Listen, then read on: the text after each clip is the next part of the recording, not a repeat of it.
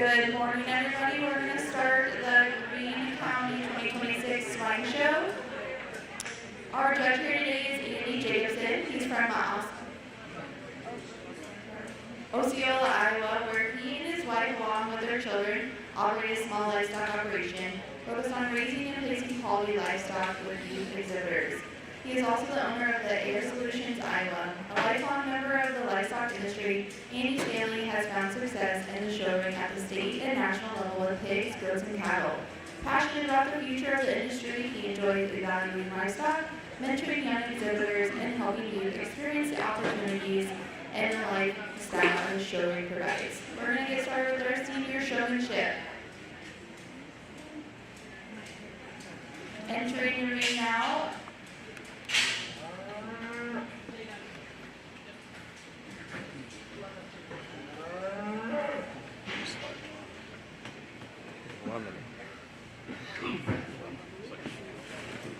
our senior showmen are Nathan Towers, Jennifer Robbins, Evan Parsons, Callie Martin, Addison Gannon, Ella Hoffman, Lillian Barrett, Matthew Gannon, and Paul Thorpe.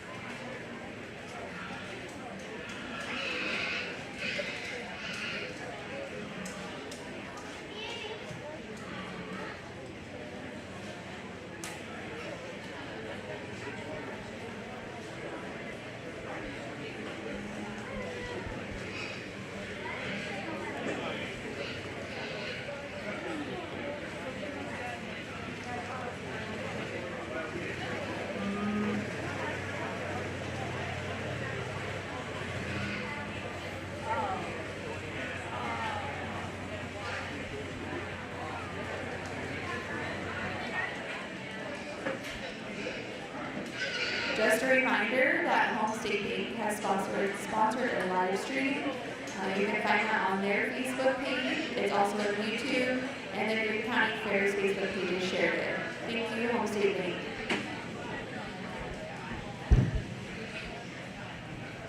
Well, good morning. An absolute privilege to be here at the Greene County Fair this morning and kicking it off with showmanship in the senior division. And sometimes I don't know if showmanship should go first in the day or last in the day to see how these kids work with the other projects they're going to bring forward to us this morning. But an incredible way to start off on the showmanship side of things. I know it's supposed to be hot, quick today, so I don't want to wear these things down and be detrimental to them because I know we still got the main show to go and a lot of things to work through throughout the day. So I don't want to wear these hogs down any more than we have to. I'm a big first impressions guy. I've been doing this quite a few years.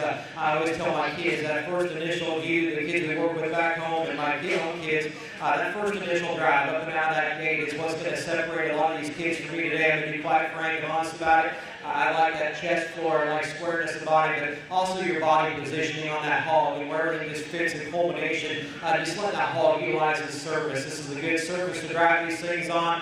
The comfort level is big. Let them go. Let them do what they need to do. Don't get them tied up. Don't get them jammed up any specific reason. It comes down between the three of them, in my opinion, because that's what today is, just one man's opinion. Everybody ringside is going to have their favorites, and everybody's going to sort differently throughout their show career. But ultimately, when you get right down to it, I'm not going to go through and talk about each and every kiddo because I think all of them do an outstanding job. There's a couple of them I thought just did a couple things a notch better. It's just that first initial view. One of them just continues to just drive the pace, maybe a little quicker once in a while. That hog wants to just get out and run on even a notch or two. But that hog, with that first initial view, just getting that hog utilized the ring and continue to drive around this arena with an extreme amount of comfort. His body posture is extremely good. Young man here directly in front of me, the same belt as Caliber, we are champion showing. Compliments to you.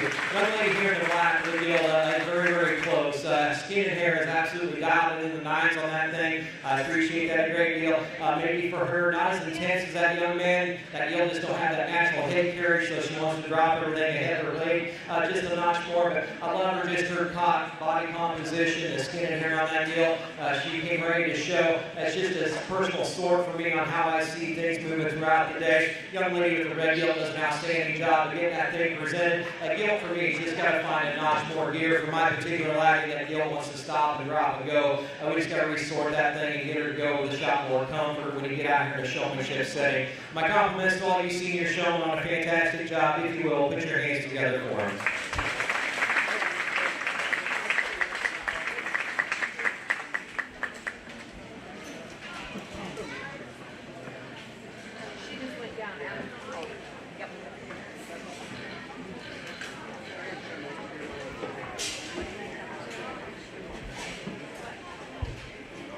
Champion senior showmanship goes to Nathan Towers. You never know.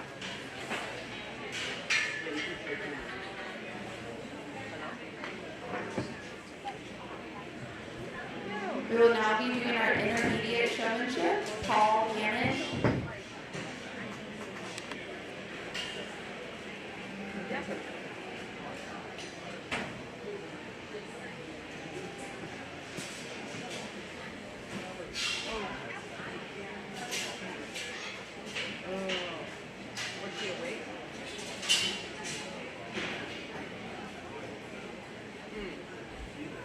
The winners of the senior, intermediate, and junior showmanship will then come back in the ring for the master showman.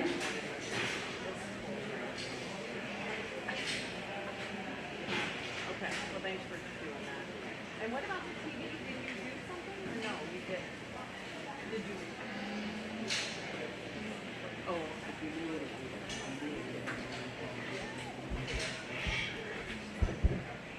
Probably the only class I can't get going this morning is this young man will be your champion in this respected division. I asked him if he scared them all away because nobody else wanted to show against him. But a young man that does an extremely good job as far as just getting out, getting after it. My advice to you, those who come back to master showmanship, maybe just reel it down just a notch, just a little quick on the whip once in a while. But just little things, but a young man does an outstanding job. Let's give him a nice round of applause. We'll drop him back in here. I guess we pick a master showman. My compliments to you, young man.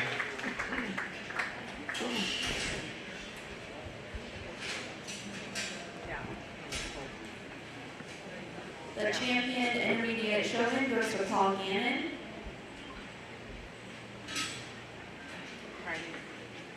Yeah.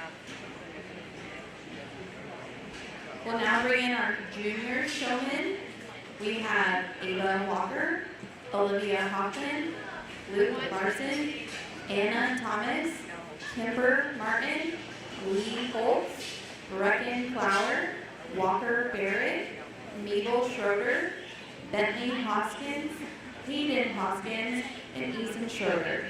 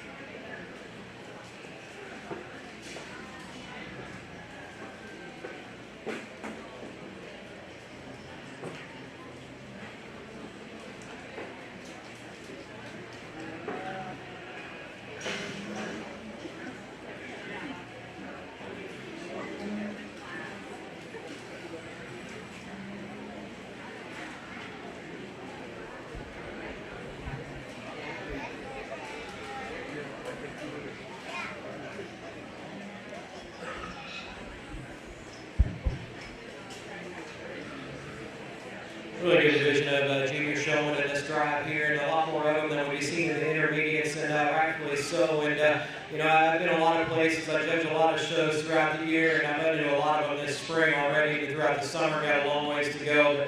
I've always been one with showmanship. I never like to give some of my opinion on somebody else's kid, and I'll evaluate your livestock all day long when we get to the respective show, because I think everybody's kid is taught differently at home. Everybody's kid is just matures. It's much like playing sports. They all come together at their own time, and when you want to get after things and try to figure things out.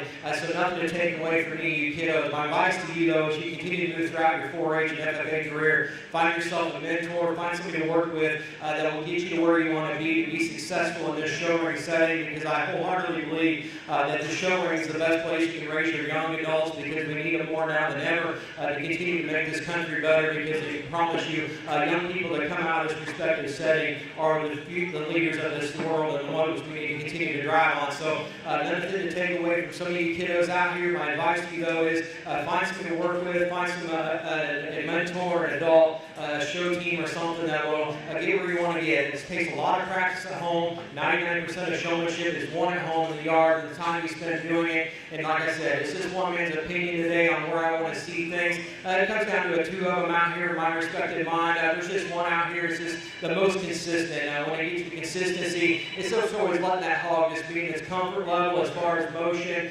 utilizing the ring to its fullest advantage. And whenever time I turn around, this gilt was always where I wanted to see her as far as distance, not too close up underneath. I'm a big 10 to 15 foot person. If I want to see him, I'll get right on top of him. But the young man there with the Berkshire female, he'll be your champion. My compliments to him on a very good job.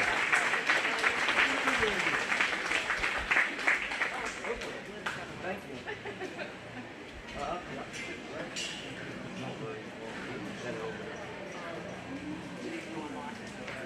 I didn't tell me that last time.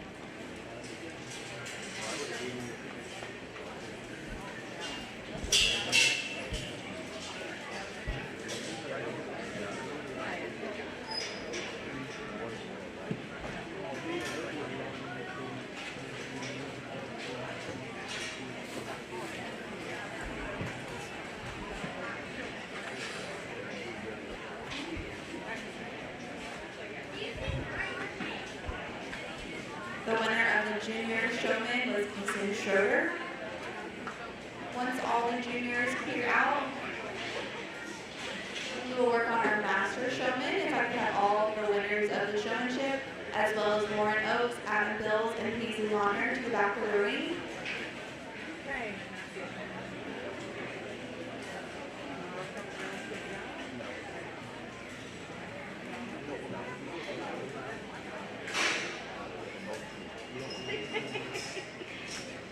Come on, man.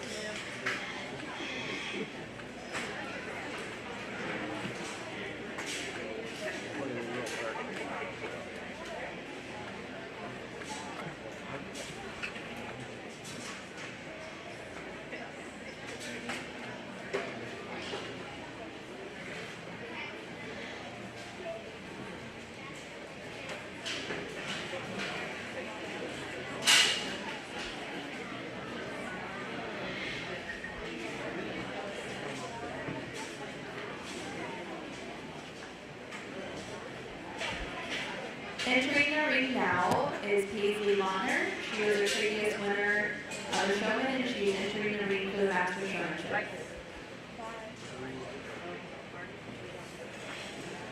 You got a hand. Next we have Adam Bills. He was the previous winner of the showman and now entering the ring for master showmanship.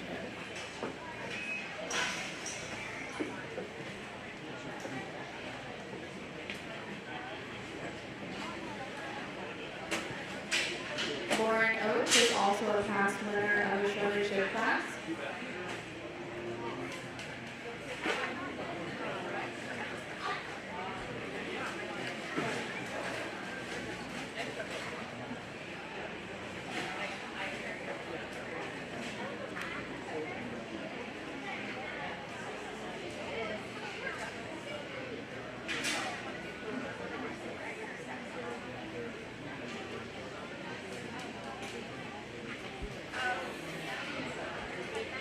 Entering the ring, we have winner of the senior showman, Nathan Towers, intermediate winner, Paul Gannon, and junior winner, Ethan Schroeder. The winner of the master showmanship will receive a buckle and a banner.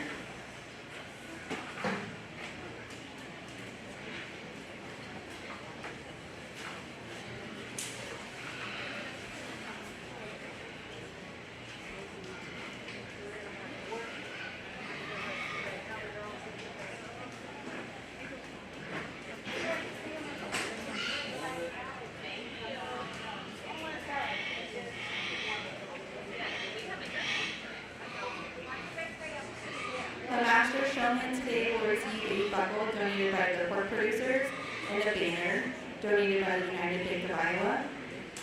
Senior showman donor is Fairview Vet Clinic. Intermediate showman grand champion banner is Boss Art Land Survey and JBS Medical. And junior showman banner donor is Greene County Agronomy Services and Seaboard Foods.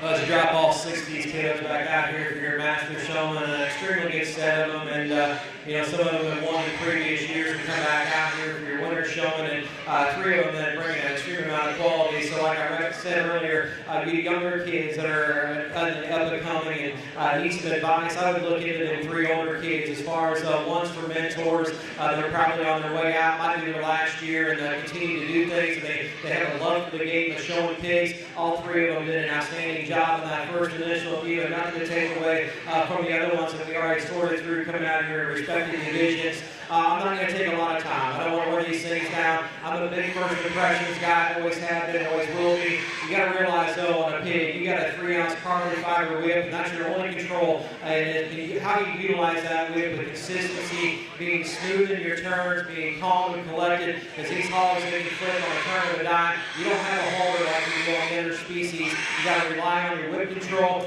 You got to rely on your body posture. I think there's just one individual out here that just does so many things so good, consistently smooth as far as whip control, the right distance from the back side of his hip to the front side of his head, and just everything continues to flow in motion. I like this, and I'm showing a great deal. Young lady directly right here in front of the deer champion.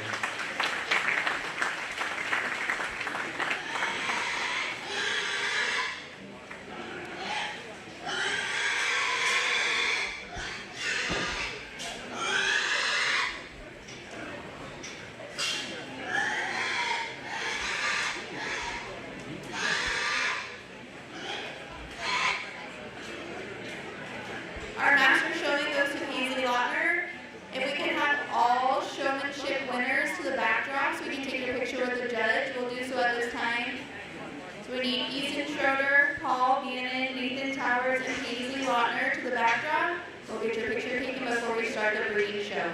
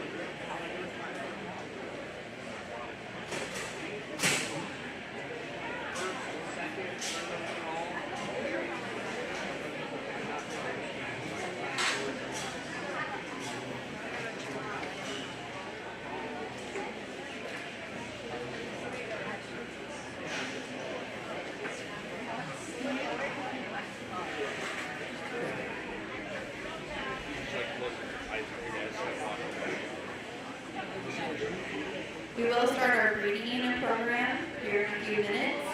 So I need the first class.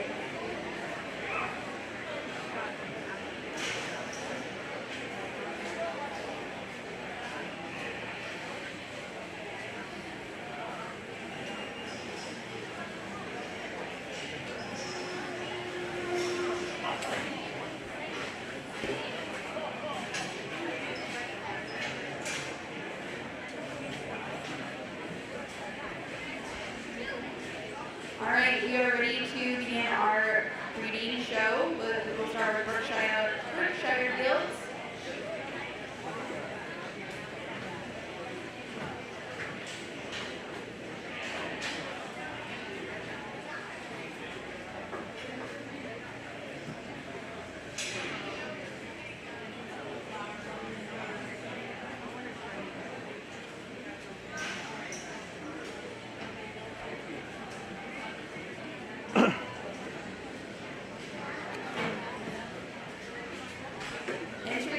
Now we have Bradley Power, Luke Larson, Ethan Schroeder, Miguel Schroeder, and Jennifer Robbins.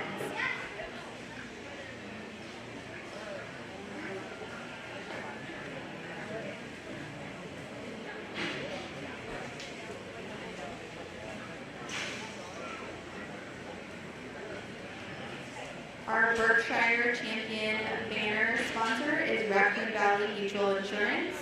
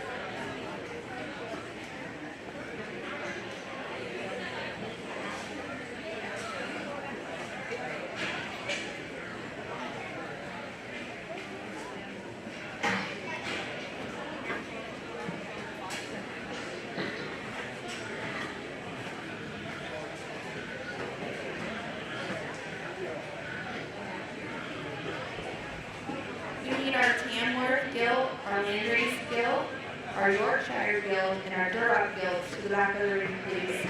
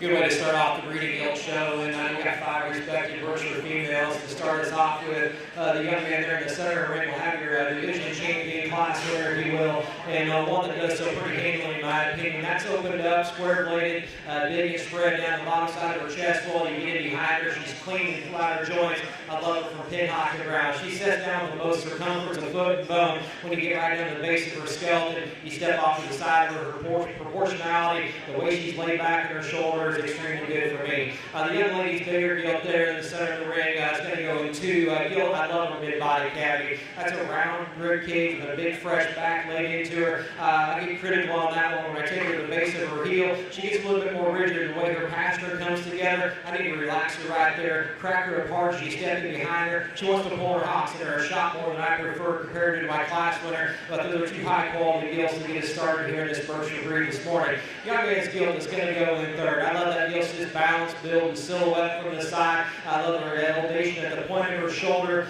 Gilt for me, it's just got to come with a shot more genuine spread and muscle shape. As you get right in on top of her, she gets a little bit blander and more vanilla-like the way she's laid in the top side of her skeleton. I love her flexibility. I love her build. She's just got to come with a shot more punch and real feature on the top side of her to roll above her in class. The young lady's gilt, the little girl there is going to go 4th. Gilt, it's got the muscle up, pattern up high, but a gilt you step off to the side of her. She gets a little drier right there from her forward back to her flank, and the gilt, I just got to crack her open, square her up in her front knee. She comes right at you. I love her athleticism, the bend of her joints. She's just got to be square and come with a shot more bolt and spread. Young man's gilt is going to round out the class. It's got the shape and the dimension up high that I appreciate a great deal about. It's a skeleton stored for me. She wants to rock everything too far forward ahead of her blade cavity for me. You get in behind her, she's got to release her joints and go with a shot more comfort. My compliments to all 5 of those kiddos. If you will, put your hands together for them.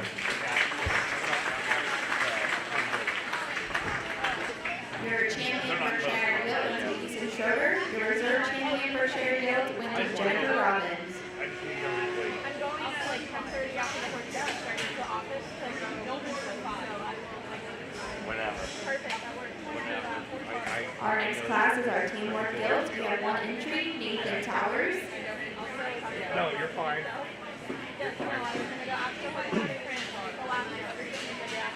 Alright, I appreciate it. Yep, pleasure.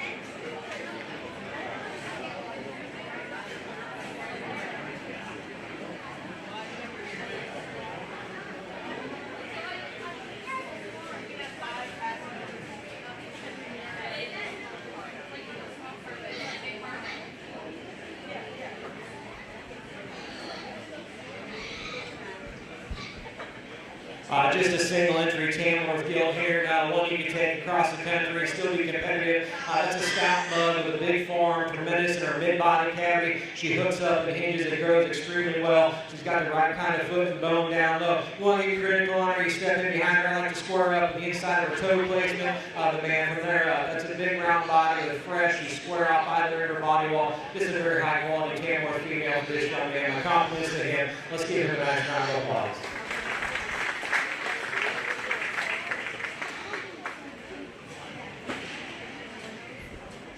Your champion Tamworth goes to Nathan in Towers.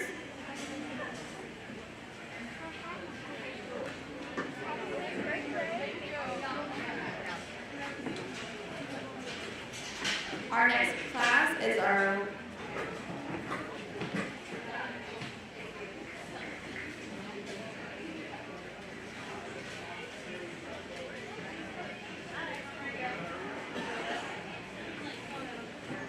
we have 2 entries, Callie Martin and Anna Thomas.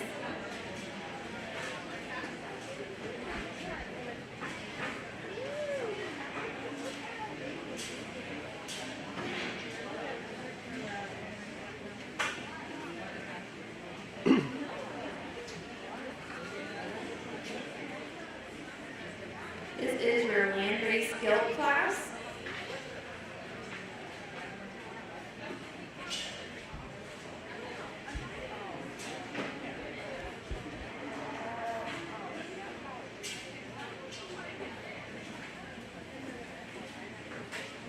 Your land race skill champion banner was sponsored by Riley Seed.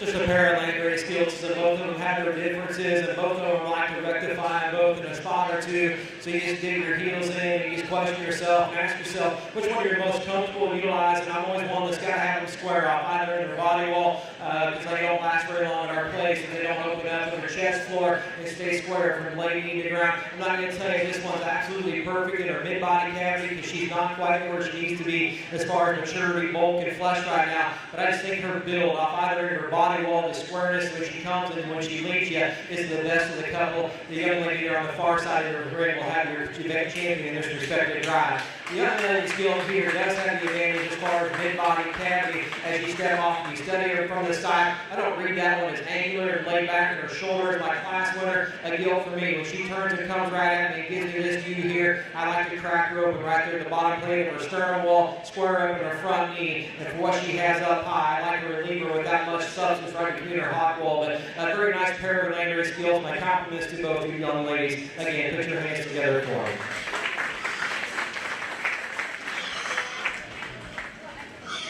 Your champion land race skill went to Anna Thomas. Reserve champion is Callie Martin. Our next class is our Yorkshire Guild. We have a 1 entry, Lauren Oates.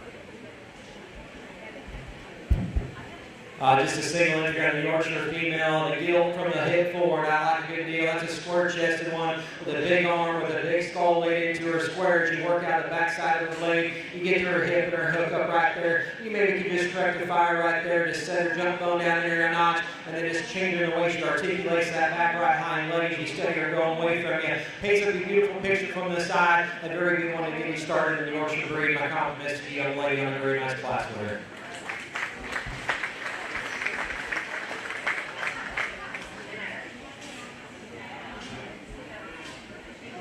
Your champion Yorkshire Guild goes to Lauren Oakes.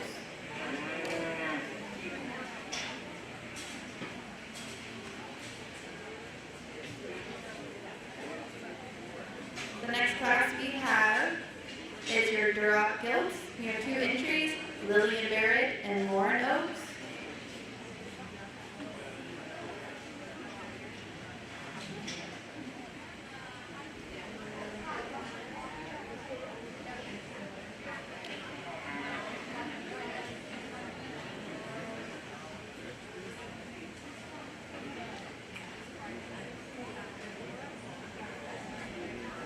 Your champion Yorkshire Guild banner was sponsored by Therese Oil.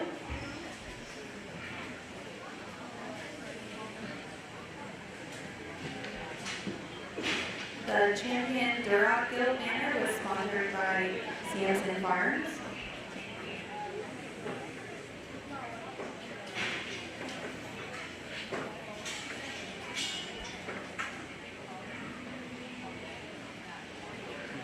If Class 1 commercial guilds could make their way to the back of the ring, Class 1 commercial guilds to the back of the ring.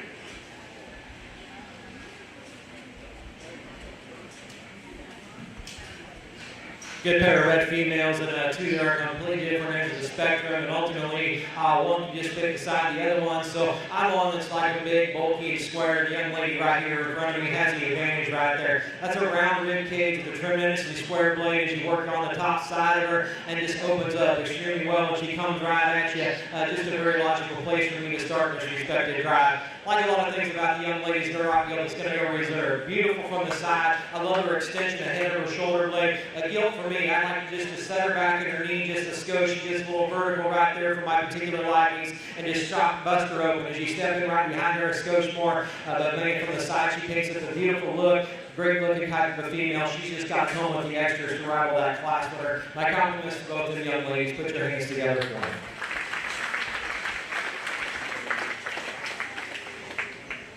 Your champion Duroc Guild went to Lauren Oakes. Reserve champion went to Lillian Barrett.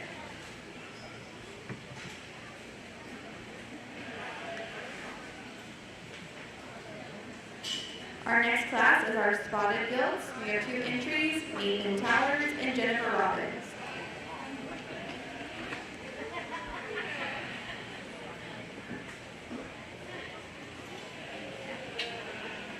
Your Spotted Guild banner donor is People's Bait, so thank you to People's Bait. Again, we have Home State Bank donating a live stream on Facebook and on YouTube.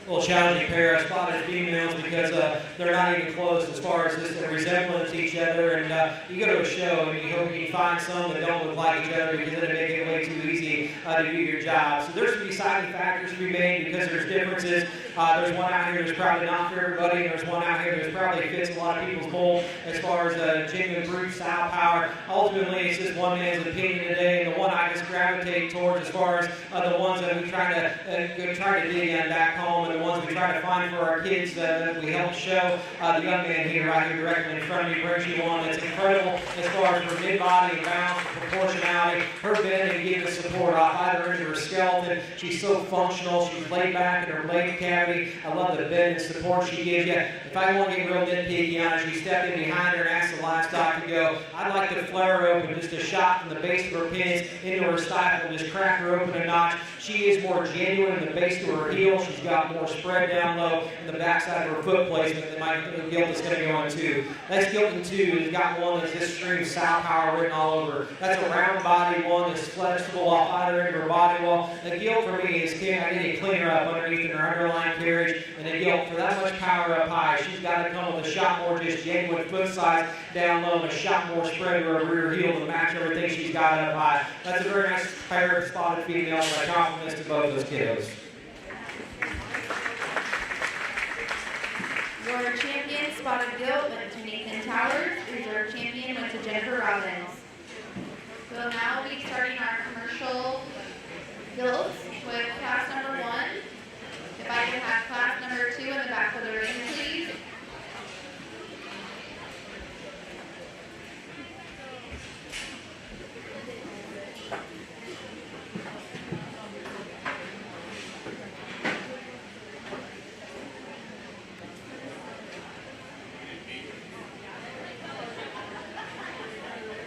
Class number 1, commercial gilt, should be entering the ring. Class number 2, please be in the back of the ring.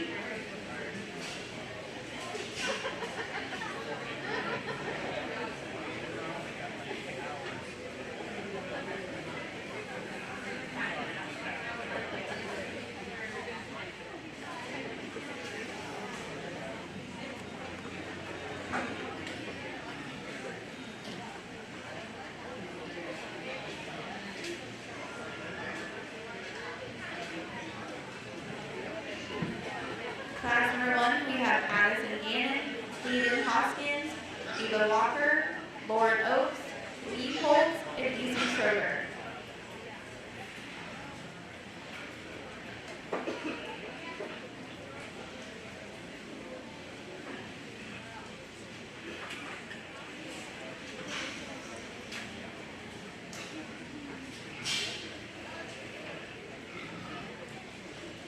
These gilts are weighing from 195 to 224.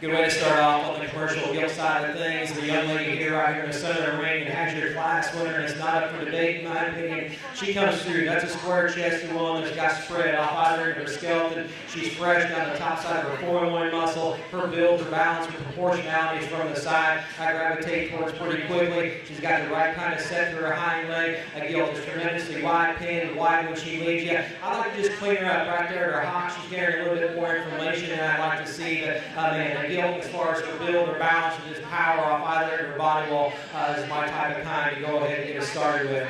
Young man's gilt is going to go into is a gilt, man. That thing would come with a shot more mid-body cavity and punch down low from her forehead back into her flank and to release her ankle a shot more comfortable. That one there can go to the top of a lot of classes because she's opened up great in her lady lines as far as her look ahead of her legs. She's got the right kind of pin placement as you step off and study her. Compared to my class winner, she just quite frankly don't have enough mid-body cavity for me to roll her atop that class winner. Man, I love that gilt silhouette, her design, her look from the side. She's just got to come with a shot more genuine punch. Young man's gilt is going to go in 3. Has a mid-body cavity over the gilt in 2. That one there is a little rock forward ahead of her blade. She's needing more angular to her shoulder. You get in behind her, I've got to square her up in her hot place, but if she gets away from me, I appreciate that gilt shape and dimensions she's working down the top side of her skeleton with. She's just got to come in a more comfortable package. Young man's gilt coming out next is another one much like the one we described. Stout in her feature, big in her mud. A gilt for me, it's got to come with a shot more definition as you come out of the backside of her skeleton. She gets a little plainer about her muscle cavity for me. The gilt I like as far as just her look from the side, her skeleton build. I just got to freshen her up, her overall body cavity. Young lady's gilt coming out next is one that gives you a killer look from the side. She's got extension ahead of her shoulder blade. A gilt for me is just too dry in her orientation from her forehead back into her flank. A gilt just got to crack open and go with a shot more power. Right around the class is another gilt we can talk about as far as look and skeleton build. A gilt for me it just closes up too much off either end of her body wall, and another one's got to come with a shot more substance. Nice class of them. I compliment to all you kiddos. Good way to get started on the commercial gilts. If you will, put your hands together for me. Okay. Your winner of Class 1 commercial gilts goes to Lauren Oakes. And Class 3 could make their way to the back of the ring as Class 2 enters.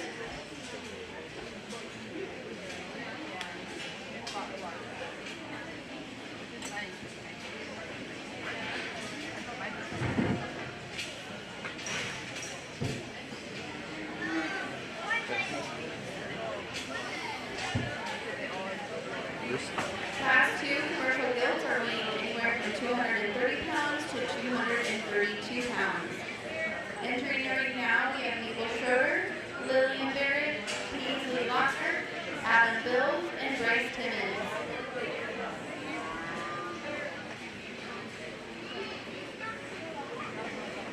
At the concluding of the show, we will have our Bacon Buddies and Little FFA Swine Show. Please stick around. Also, don't forget to grab lunch. The pork producers are grilling burgers and Timberlake sandwiches.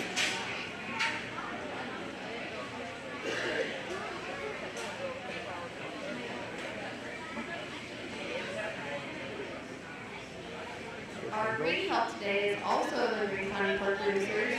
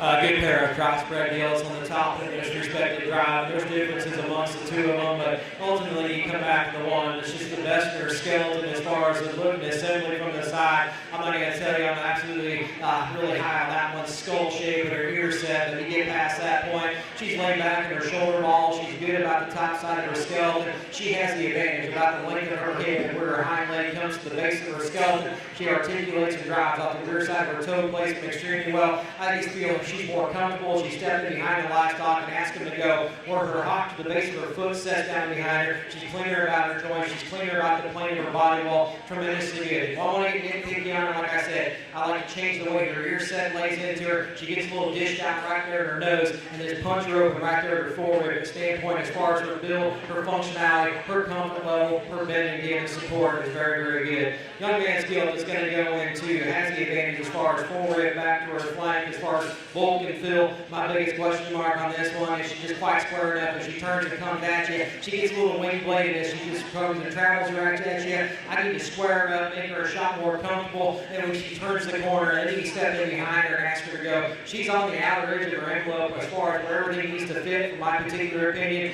She gets a little quicker in her step, and once in a while she wants to throw her hocks outside of her body wall a shot more. I need to lengthen that one up, her hip wall just a nickel. But I mean, those are two high quality females to go to the top of this respective class.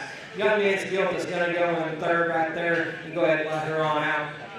As a female, much like the one we just talked about, as far as just shape and dimension on the top side of her skeleton, I like a great deal about her. Another one I got to reconstruct when she turns and comes to the corner. She wants to get a little pigeon-footed up front for my likings. You set her in motion. She just got to release her hop and joints a shot more, make her more elongated about her hip. She gets a little rounder around the backside of her skeleton. Young lady's gilt is going to come in fourth, an elevated one that gives you a killer look from the side. Yeah, young lady does an absolutely killer job of driving the wheels off that thing. Compared to the ones above her in this respective class, she gets more refined in her front arm placement, more refined in her bone and her footwork down low. I love the top side of that one's skeleton. I just wish she came with a shot more of the extras to take her to the base of her skeleton wall, but a very high quality female with that young lady. Round out the class with the young lady's gilt, it's got an extreme amount of quality. She just runs into a buzzsaw of the class. This is the females that got more extras and more look and design.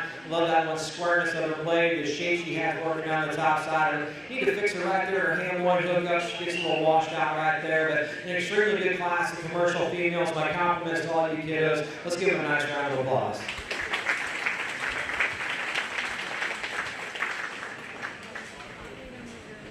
Your winner of Class 2 Commercial Gilt went to Peasley Lautner. Second went to Adam Bills. Entering the ring now, we have our Class 3 Commercial Gilts weighing from 234 pounds to 249 pounds. If Class 4 and Class 5 can make their way to the back of the ring.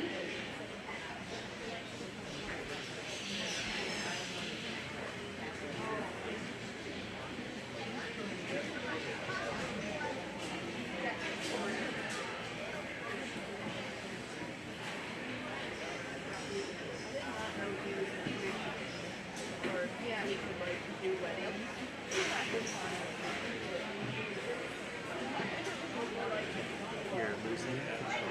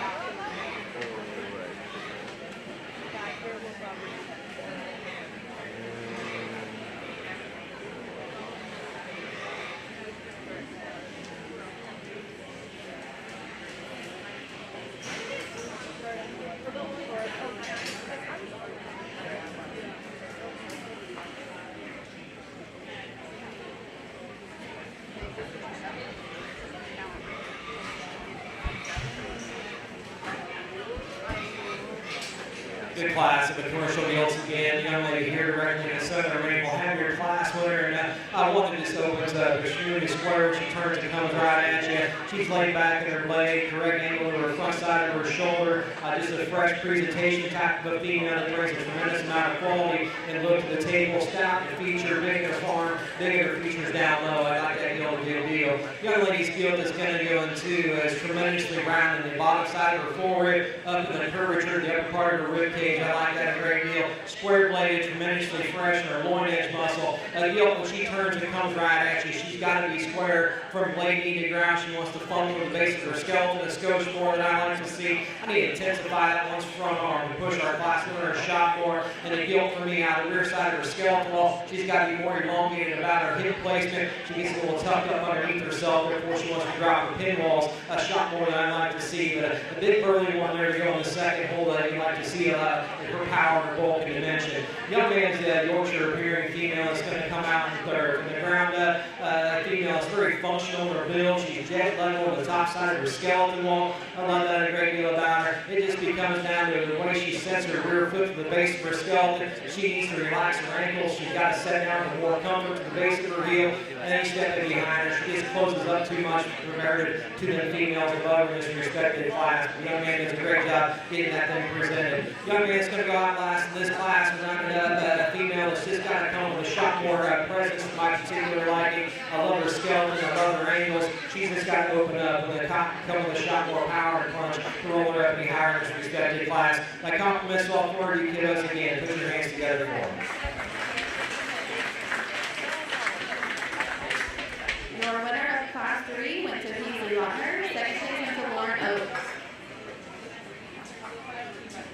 Class 4 will be entering the ring now. We have 2 entries, Nathan Towers and Paul Gannon. These gilts are weighing anywhere from 274 pounds to 289 pounds.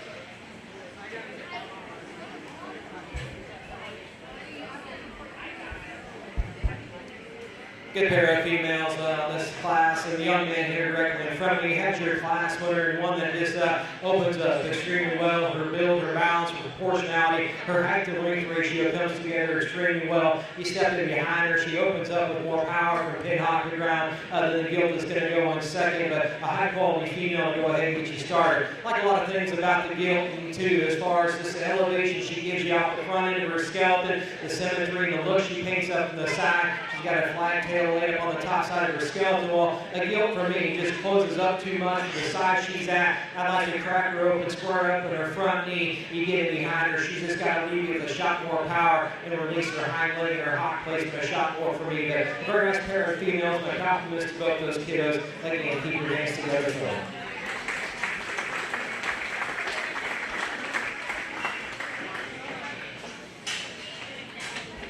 Your Class 4 winner went to Nathan Towers. Reserve went to Paul Gannon. Class 5 will now be entering the ring. We have Evan Parsons and Paul Gannon. These gilts are weighing anywhere from 310 pounds to 326 pounds.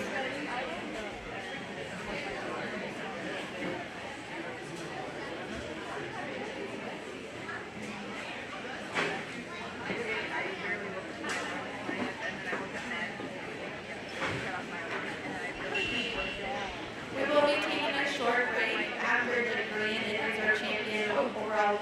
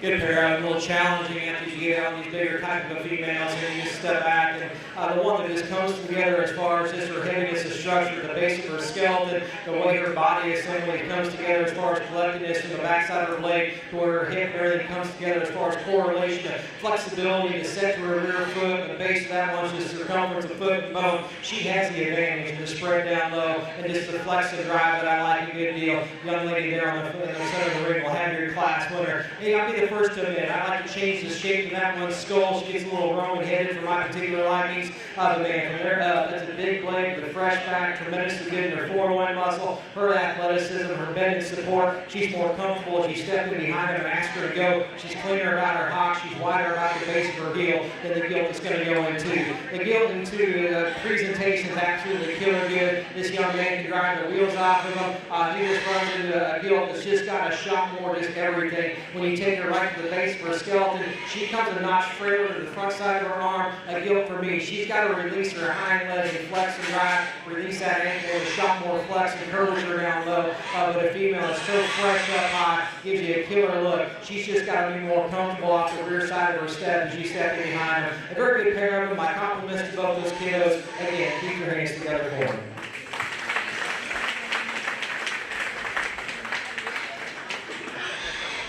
Your Class 5 winner was Evan Parsons. Second place went to Paul Greene. We are now entering our final drive for commercial gilt. We have Class 1 winner, Lauren Oaks.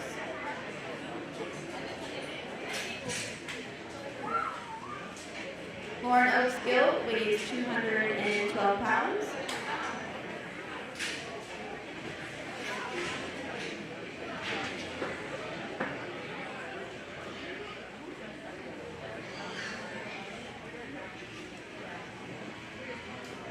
Our Class 2 winner went to Paisley Lautner.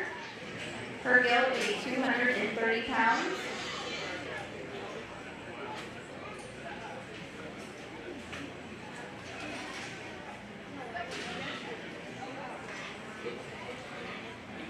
Class 3 winner also went to Paisley Lautner. Her gilt weighs 241 pounds.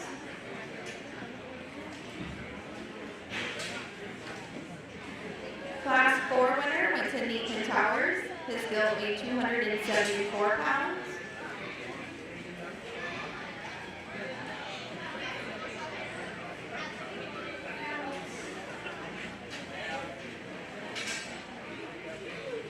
And your Class 5 winner went to Evan Parsons. Her gilt weighed 310 pounds.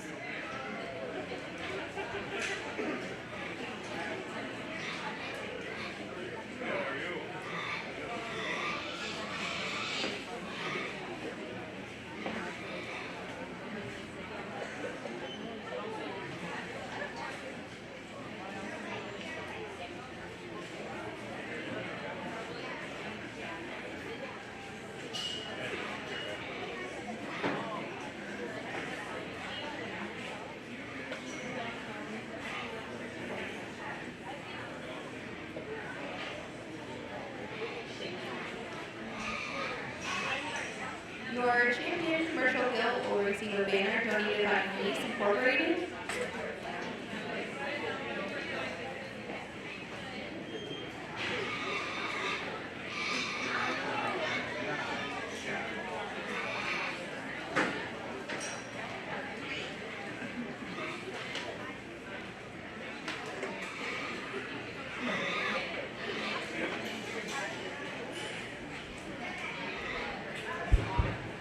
Well, you could put your hands together for all these class winners out of your commercial drive. A very good show of commercial females. Very high quality, all these bring an extreme amount of good to the table. I'll go through and talk about it real quick. The young ladies guild that came out of that first class. That one that comes out here, her build, her height and length ratio, everything comes together very collected. Just love her balance from the side. Everything's so strong about the top side of her spine wall. She hooks up and hinges and goes extremely well. You want to get nitpicky on her, maybe intensify her front arm just a scotch to match everything up high and clean her up just a nickel right there at her hop. But again, I'm talking about a female that's stout and powerful and bold up high with a fat steer pin inset. That's a very good female to step back and study. The young lady's guilt that came out of that class too is one that her skeleton is absolutely incredible. Her flex, her reach, her range of motion is very, very good. That's one thing you can't change with a feed bucket. What you can't change with a feed bucket on that particular female moving forward is her forward up in the upper part of her cage. I like to just make that thing expand a shot more as you get right on top of her, make her just crack open a shot more out of her forward back to her flank, and just give her the balance a notch more from just a fill standpoint. But man, her flexibility, her look, her design, like I talked to her in class, I like to change her ear set just a nickel. She's a little heavier ears for my particular liking. But man, that one is hard to deny. As far as just her build, her comfort level, her reach, and her give and her go. The young lady's guild that came out of that first class, that's a stout one. That's a heavy featured one that's got a great look and extension ahead of her skill blade. One that's so good up the top side of her skeleton. She's got the right kind of build, the right kind of functionality. She opens up farther into her body wall. Extremely very good for me and what she brings to the table. One that's just got a tremendous amount of quality. One you can take home and do a lot of good with. Great moving on if you continue to raise show picks of that particular female.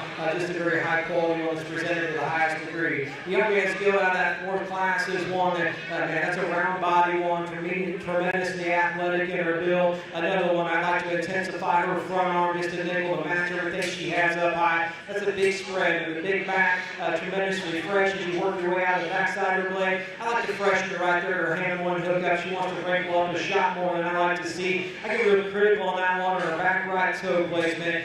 She wants to roll on the outer edge of her hoof wall a skosh more than I like, but man, a female that still stays collective in her hop placement, a female that's still opened up and genuine in her build, just a very nice type of a female. Young lady's female that came out of that last class. That's a stout, heavy duty one, probably not just as FFA as far as just skin and hair texture compared to some others out here, and I'm not here to base them on skin and hair presentation because underneath all that, there's still a tremendous amount of quality as far as just roundness to her body, the freshness down the top side of her skeleton for a gill of that size, tremendous in her pin placement. I love that gill's just bending and giving support out of the rear side of her hoof wall. I guess for me, a gill that big, I like to simplify her front arm, square her up in her front knee just a nickel, but I mean, a very good female, one you can take home and continue to breed on and do a lot of good with. Very good classes of them, all 5 of them. You guys can fire them up here. There's one out here that just kind of fits my mold as far as this look and design and build and balance. Young lady out of that 3rd class, she'll be here shortly.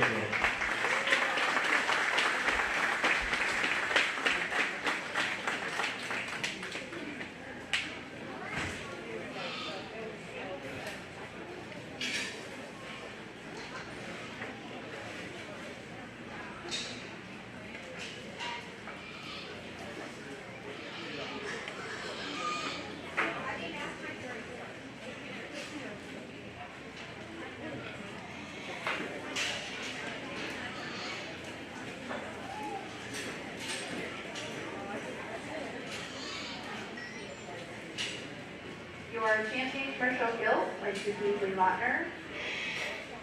Pulling into contention is Lauren Oates from Class 3.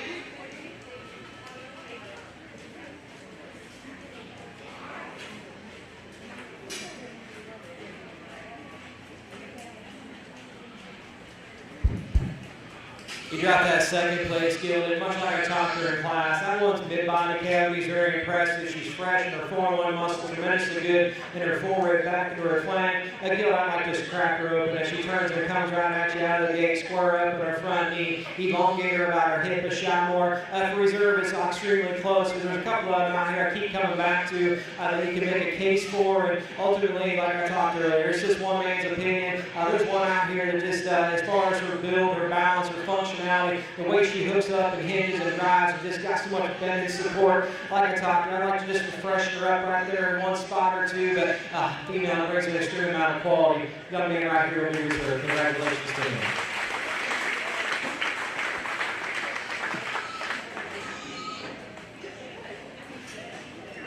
Your reserve champion commercial guild went to Nathan Towers out of Class 4.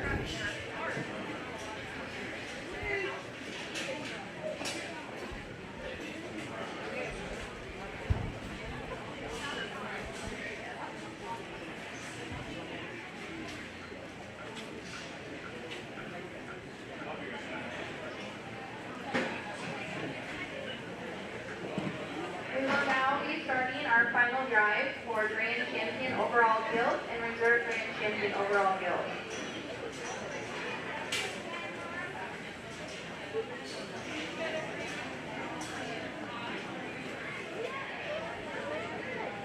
Your Champion Commercial Guild banner was sponsored by BC, and your Reserve Champion Commercial Guild banner was sponsored by Minahan A. Thank you to all of our sponsors for donating your, not only your money, but also your time. Entering the ring now, your Champion Berkshire Guild, Ethan Schroeder.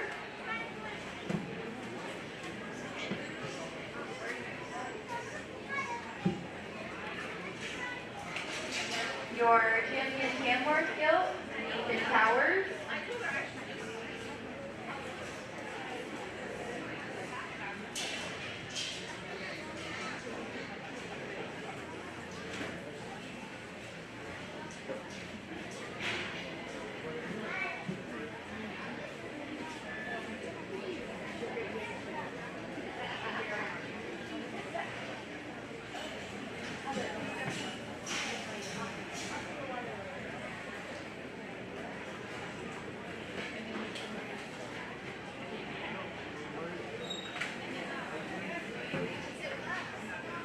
Entering the ring now is your Champion Landing Guild, Anna Thomas.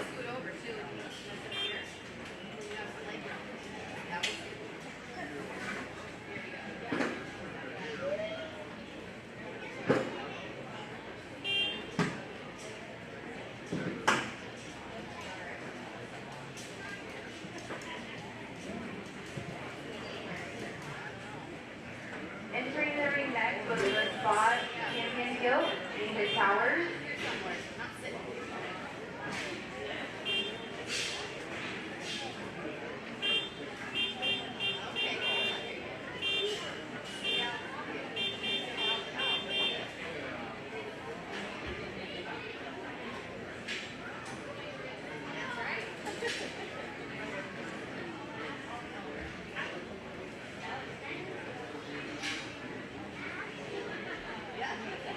Next in the ring is your Champion Yorkshire Guild, Lauren Oates.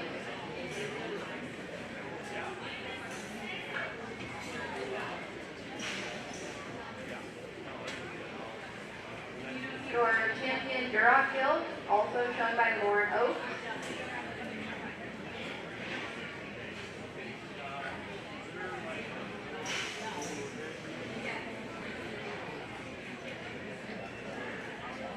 And your Champion Commercial Guild, shown by Steve Lochner.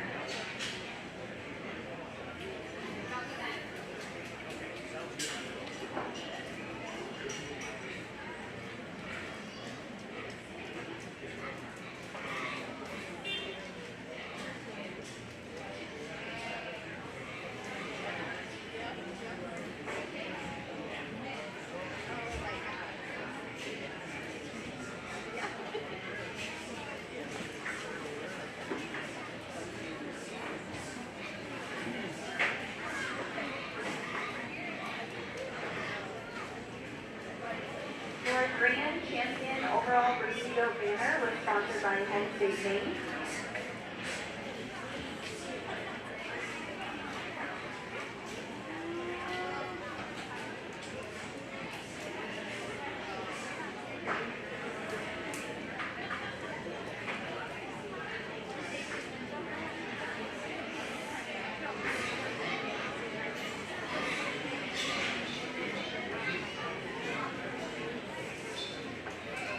Your Reserve Grand Champion Overall Breeding Guild banner was sponsored by New Century MS.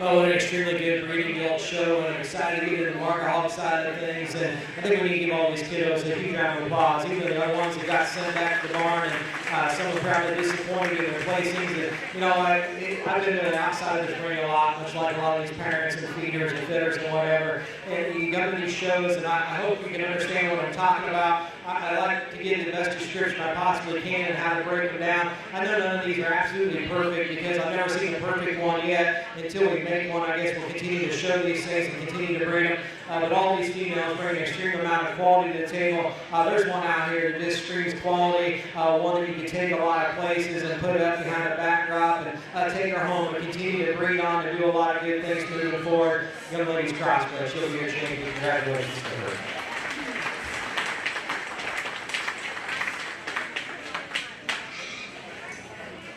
Your Greene champion overall guild goes to Beasley Lautner. Pulling into contention is Nathan Towers with his commercial guild.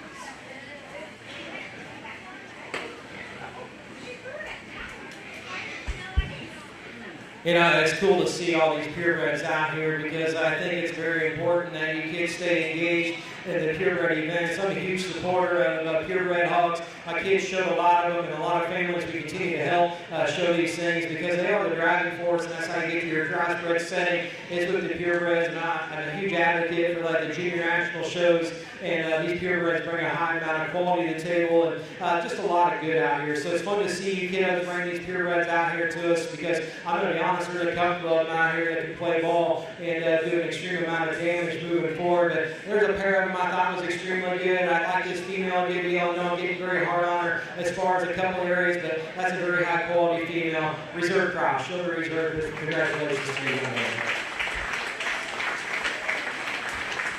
Your reserve grand champion overall guild went to Nathan Towers. We will be taking a short break to take our pictures from the backdrop area south of the show ring. Any Greene winners and then our overall champion, please go to the backdrop and we'll get your picture taken.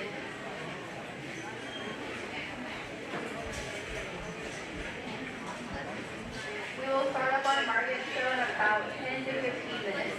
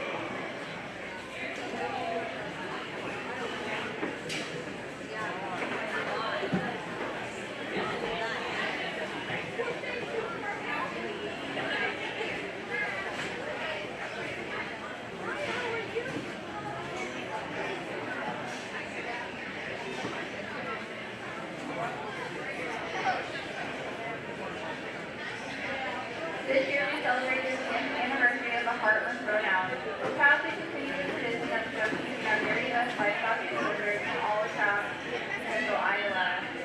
Today, the overall champion of our breeding and market show will advance to the Heartland Throwdown and receive qualifying standards generously sponsored by Feeders and Eggs. Our county champion will compete against champions from 7 other counties on Saturday, July 25th at the Hanson Ag Student Learning Center in East Iowa. The champions crowned at the Heartland Throwdown will then punch their ticket to the All Iowa Showdown in August, where they will compete against the Iowa top champions. Come celebrate the 10th year legacy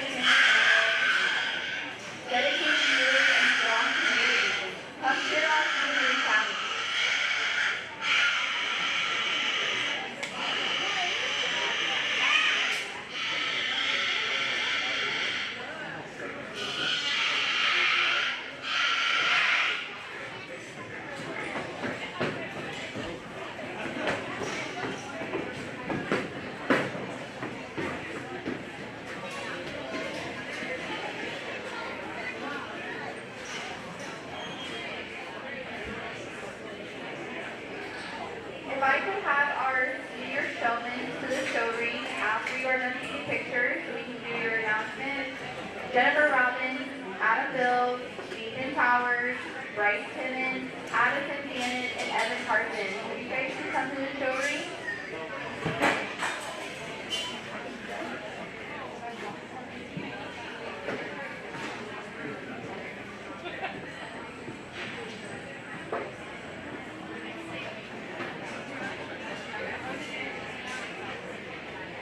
We would also like Eli Schroeder to come to the ring.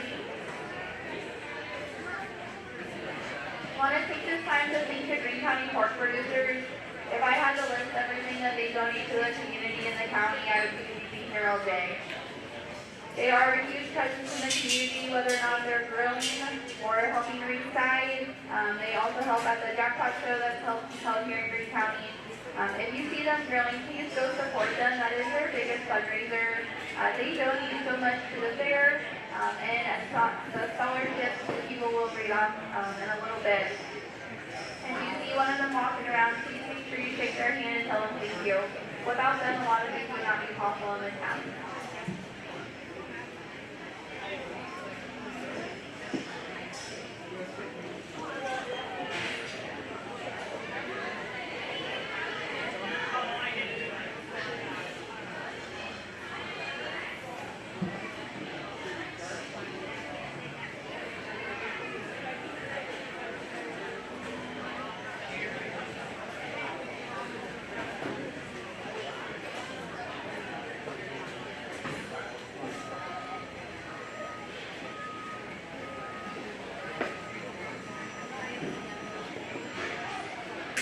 Not to be confused with the swine superintendent, Alyssa and Gail Jurgensen.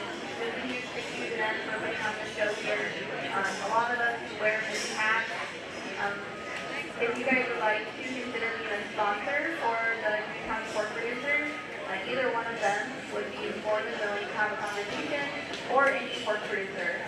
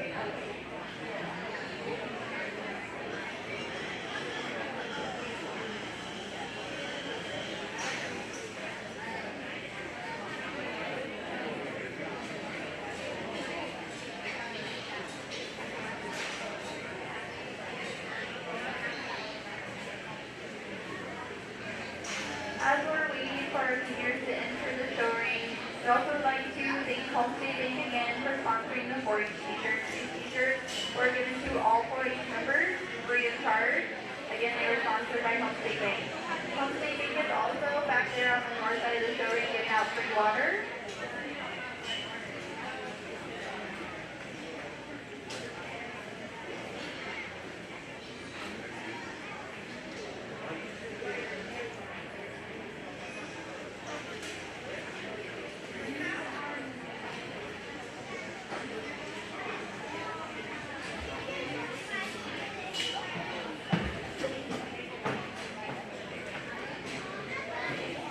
As you can see in the showroom, we've had a lot of improvements. We have 2 very large fans as well as 2 smaller fans. I would like to thank the extension office for helping donate for the fan on the south side of the showroom.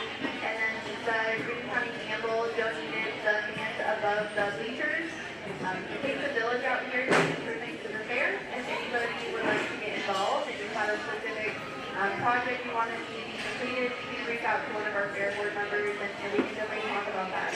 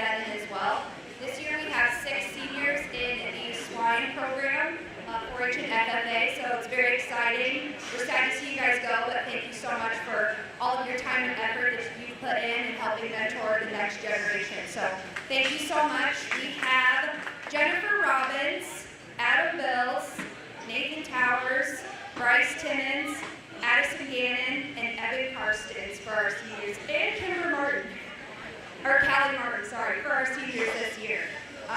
And then as well, 6 of these individuals received a pork producer scholarship this year. They each received $1,000.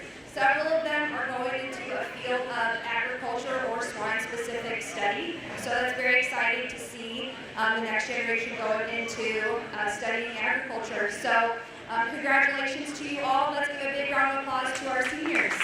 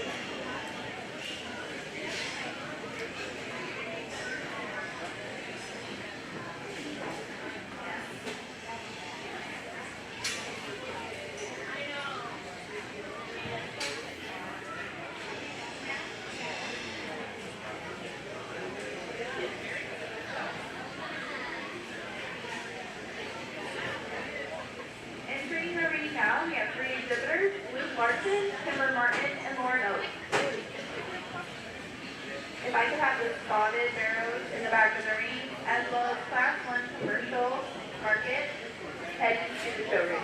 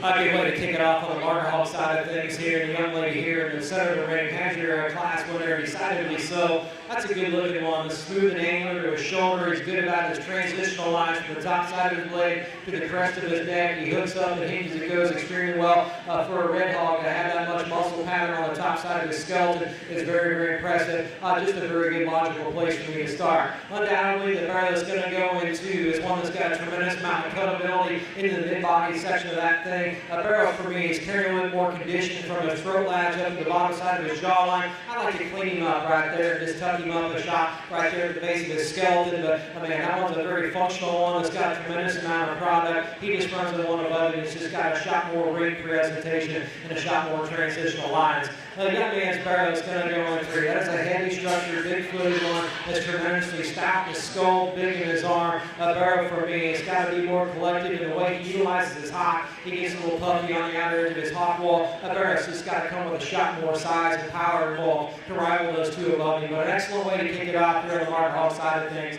Compliments to all 3 of them. If you will, put your hands together for him. Your champion Burdock Barrel went to Lauren Oak. Reserve champion went to Kimber Martin.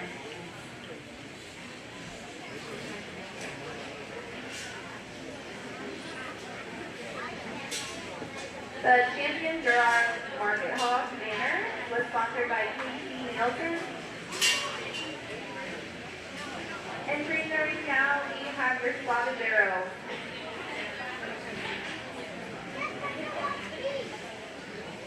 We have 1 class of spotted barrels. In that class, we have Lee Holt, Brecken Flower, Eva Walker, Jennifer Robin, has 3 entries. Your spotted Market Hawk champion banner was donated by Heritage Insurance and Real Estate.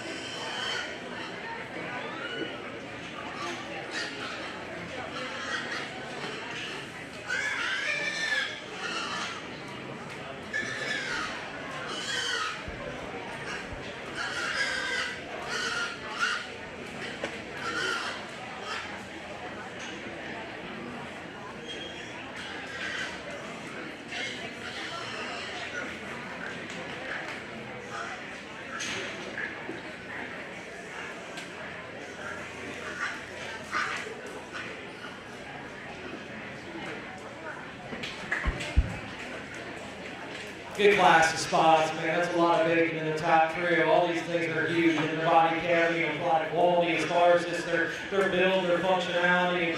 There's just some differences amongst them as you work your way down the top side of them and you step off and you ask them to go. And I know they're starting to break down. You get them that big and their endurance kind of wears down on them as well. But ultimately, the one that comes with the most just genuine spread off either end of his skeleton. He's big in his body, tremendously large in his features. He's taking to the base of his skeleton. I'm not going to tell you there's one out here that's absolutely just bulletproof because I'd like just to clean them all up in the bottom side of their jawline. I know it's a spot characteristic of the man. Ultimately, the young man Sparrow's got to go ahead and start just the way that thing's assembled. He's laid back in his shoulder. He's tremendously flexible in his hop. He's got a big round body laid into him. Like I talked to you, I'd like to trim him up right there ahead of his blade. But as far as just his functionality, his heaviness, the structure at the base of his skeleton, the spread he has working down the top side of it, he's got to go ahead and start. The young lady's gill barrel is going to go into is one much like our class winner, tremendously good in his mid-body cavity. I didn't read that one that's heavy right there at the bottom side of his jawline into his forearm. I like to stout him up right there, Nickel, but man, his mid-body cavity is extremely good. He gets a little tighter in the way his ankle comes to the base of his skeleton to be setting in motion. But those are two high-quality spot barrels. They've got a tremendous amount of cutability and neat product laid into them. Young lady's barrel is going to go in three, probably the skinnier one of the group, if you will. But man, the barrel is very good in his skeleton. He's awesome in the way he hooks up and bends and gives and go. He is fresh in the head of his blade, but with that, compared to the two above him in this respective class, a barrel just runs out of sheer power and dimension as he's steady and coming and going. Love that barrel's skeleton, love his flexibility. He's just got to come with a shot more going and density to roll up any higher. Young lady's barrel coming out next, much like a couple others we just discussed. Big and bold in the center body cavity. A barrel that got out here and just got too tied up off either end of his skeleton. I need to relax him right there at the top side of his spine. He wants to come up in and nibble. But a very good one right there in his mid-body cavity. Young man's barrel coming out next. The barrel is very good from his blade back. He's rolled up. He's fresh in his forward muscle. A barrel gets too rock forward ahead of his blade. He wants to drop everything ahead of his envelope or shot more. I just need to reconstruct his skeleton up front. Love that one's mid-body. Love his freshness of muscle. Just got to change in the way his front end assembly comes together. Round out the class, the young man's barrel is extremely long and pliable about his body cavity. Another one where he's got fixed structurally to move up any higher in this respective route. Compliments to all 60 spotted individuals. If you will, put your hands together for them. Your champion and reserve champion spotted barrel goes to Jennifer Robbins. We'll now be entering the commercial market division of the market show. Class 1 should be entering a ring. Class 2, please be prepared in the back of the ring. As we wait on our exhibitors, I would like to introduce our 2026 Greene County Fair Queen, Kalia Minahan. Kalia, why don't you tell us how we'll be watching?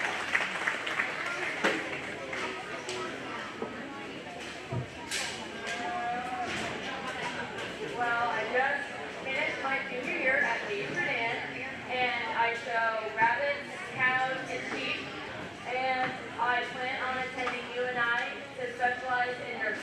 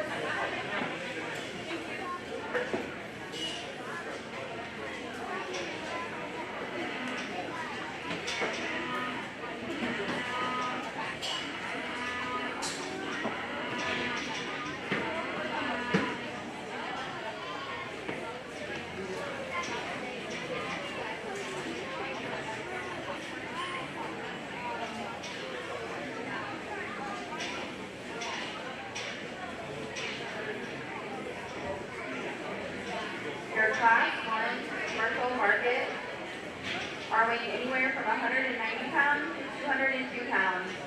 In the ring now we have Lee Holt, Gordon Oak, Walker Barrett, Anna Thomas, and Bruce Larson.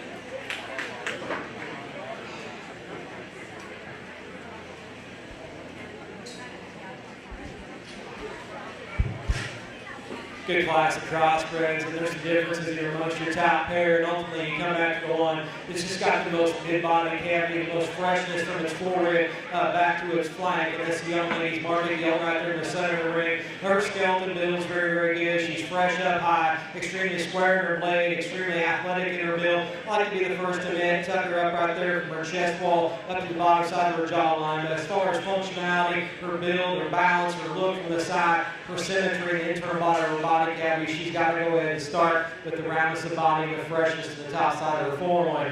Young lady's barrel is going to go into, I like a lot of things about, that's a flexible kind of a skeleton. He's heavy duty when you take him to the ground. Barrow's just got to come with a shot more power from his flank back to up to his forehead. He gets a little drier in his orientation. That guy decides to gravitate towards the feed bucket. He can roll to the top of a lot of classes. For me today, he's just too dry right there as you step off and you study. He's square when he turns and comes at you. He's square when he leaves you. He's just got to have a shot more to push that class winner even more. Young man's barrow's going to go in three. He's shapely, square on the top side of his skeleton. Barrow gets a little bit more restricted in the way he hooks up and hinges and goes, but a barrow I like. As far as the muscle pattern he has on the top side of him, a barrow just got to make a shot more comfortable in his hot, clean him up right there in his joints, but a very good cutability type of barrow for that young man. Rolling on down the class, young man coming out next, brings you one much like we just talked about, elongated about the top side of his skeleton wall. I appreciate that a great deal about him, but the barrow just comes apart as far as just having enough spread and having enough dimension from his forward back into his flank. Need to bulk that one up to give him a shot more just off either end of his body cavity. Young man here does a killer job presenting this blue one to the highest degree. Barrow for me just got to come with more off either end of his body wall. He's an elevated type of pig. He gives you a killer look. He just gets into trouble compared to the ones above him as far as the flare and spread to his stifle as you study him going away. But a very nice class of them. My compliments to all 5 of you kiddos. If you will, put your hands together for them. Your class winner is the Lauren Oak. Second place went to Anatomic. As class 2 is entering the ring, I would ask that class 3 please be in the back of the ring. Class 2 commercial market hogs are weighing anywhere from 222 pounds to 227 pounds. In this class, we have 3 exhibitors, Nathan Towers, Lauren Oak, and Callie Martin.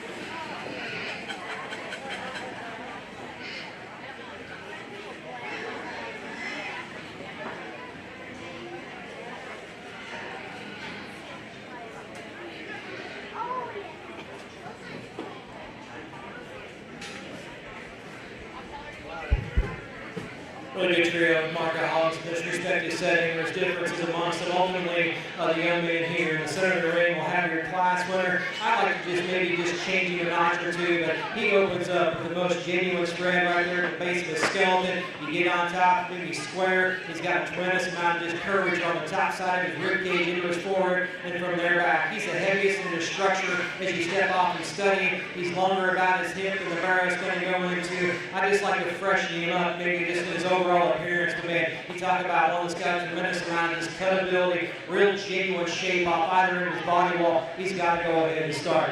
Young lady's barrel is going to go into, man, that's a beautifully headed one, beautifully presented. I love that barrel from his hip forward. He's elevated, he's square-bladed, he's fresh loin. Like that great deal about it. His biggest problem with me, when he turns and comes right at me, he wants to come together at the base of his skeleton a shot more. I like to crack him open and intensify his front arm just a nickel and let him just release his rear hind leg and just make him articulate and drive and rotate that underside of the skeleton with a shot more flex. Man, that's a beautifully presented barrel. Once you probably load it up and didn't expect to go second in class today. Love that pig. Just got to change him as far as he comes at you, and when he leaves you, he's just got to have a shot more flex and drive.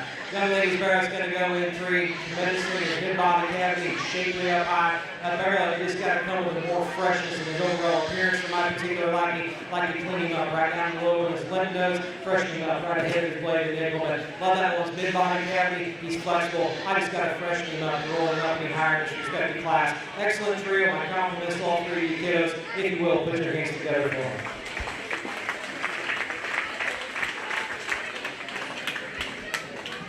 Your Class 2 winner was Greene Towers.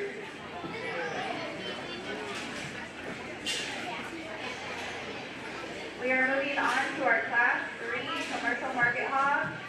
This class, the entries are weighing anywhere from 240 pounds to 260 pounds. The exhibitors entering the ring are Matt Buchanan, Adam Bills, Hayden Hoskins, Jennifer Robbins, Lillian Barrett, and Kimber Martin. Class 4 should be making their way to the back of the ring.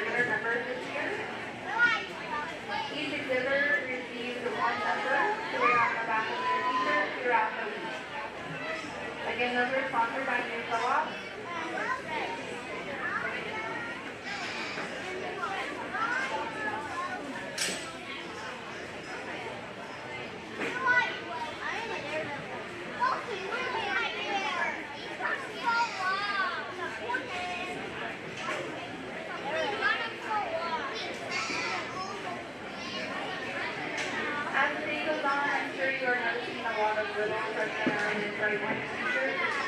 Those kiddos are going to be shown later in the Little FFA Swine Show, a presentation of the 4-H show. The little anchors are paired with a swine show exhibitor. They get the opportunity to go to the range and show a market or breeding in the field.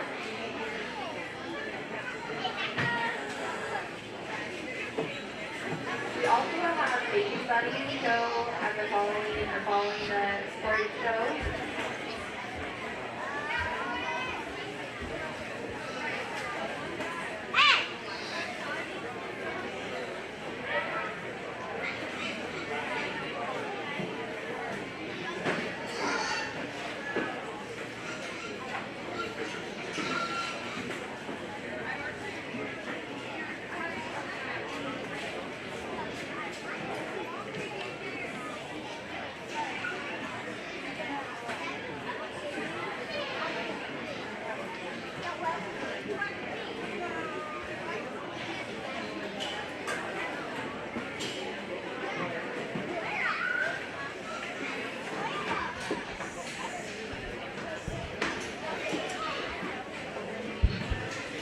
Good class of them. My class winner kind of runs to the front of this class, and I get back out here. He's wanting to be a little lethargic right there on his front foot. And besides that, I mean, that barrel, I'd like to change him right there at his front foot placement, if you will.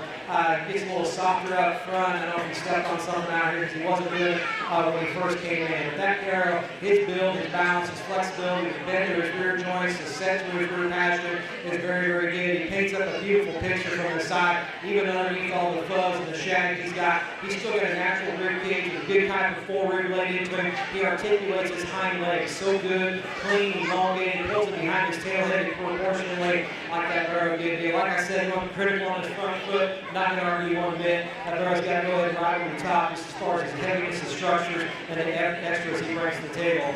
Young lady's barrel's going to go into, I like a lot of things about. He's elevated, he's jet level down the top side of his spine wall, got a good cage laid into him. He's bulletproof from the side, from the tip of his nose into his blade, from there back. He's elongated about his hip. You get it behind the guy and just ask him to go. He's on the outer edge where he needs to fit. I think just to square him up, and then once you step in right behind him and give him a shot more just bone calm, the rifle and everything he has up high, much like our class winner, but a very good pair of them at the top end. The young man's barrel is going to go in free. That barrel is very good with his body cavity. Love that irregularity. I don't read that one as just descriptive of his muscle pattern. I can roll him up, give him a shot more of this forearm muscle right there as you really get into studying. You step off to the side of him, you ask him to go. He's a little shorter, kind of steeper out the backside of his rump. I need to elongate that guy's just hip structure, if you will, to allow him to push above him in this respective class. But truly appreciate that barrel's mid body cavity, the heaviness of structure, just need to freshen him up in his overall appearance. Young lady's gift is going to go on forward is one that's highly well presented. Skin and hair is absolutely incredible. A dark pigmented one. I appreciate that and compliment her for getting that one dialed in. Guilt from me from her blade forward. She's got to be reconstructed. She drops everything forward ahead of her blade, sets lower the front part of her sternum wall from there back. It's a fresh one. It's elongated about her hip. Just got to reconstruct her up front to move her up to be higher in this respective setting. Young lady brings you gill out next. It's extremely shapely up high. A little rounder off either into the skeleton wall. Therefore, it gets thrown everything out of balance for me. Just got to change her up front, just allow her to be a shot more elevated at the point of her shoulder, but a good shapely one. Just got to see a shot more comfort level off either end of her body wall. Working our way on down the class of the young man's barrel, it's got an extreme amount of quality as far as cutability. That barrel gets a little bit lighter in its orientation. Need to freshen that one up, give him a shot more muscle up high. Good class, my compliments to him. If you will, put your hands together for him.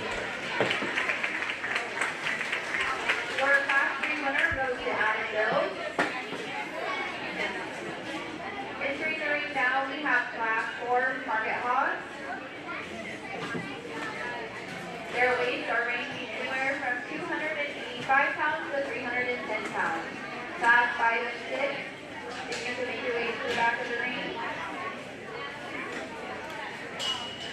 Exhibitors entering the ring right now in class 4 are Paul Hannon, Bentley Hoffman, Evan Carson, Ella Hoffman, Olivia Hoffman, and Adam Bill.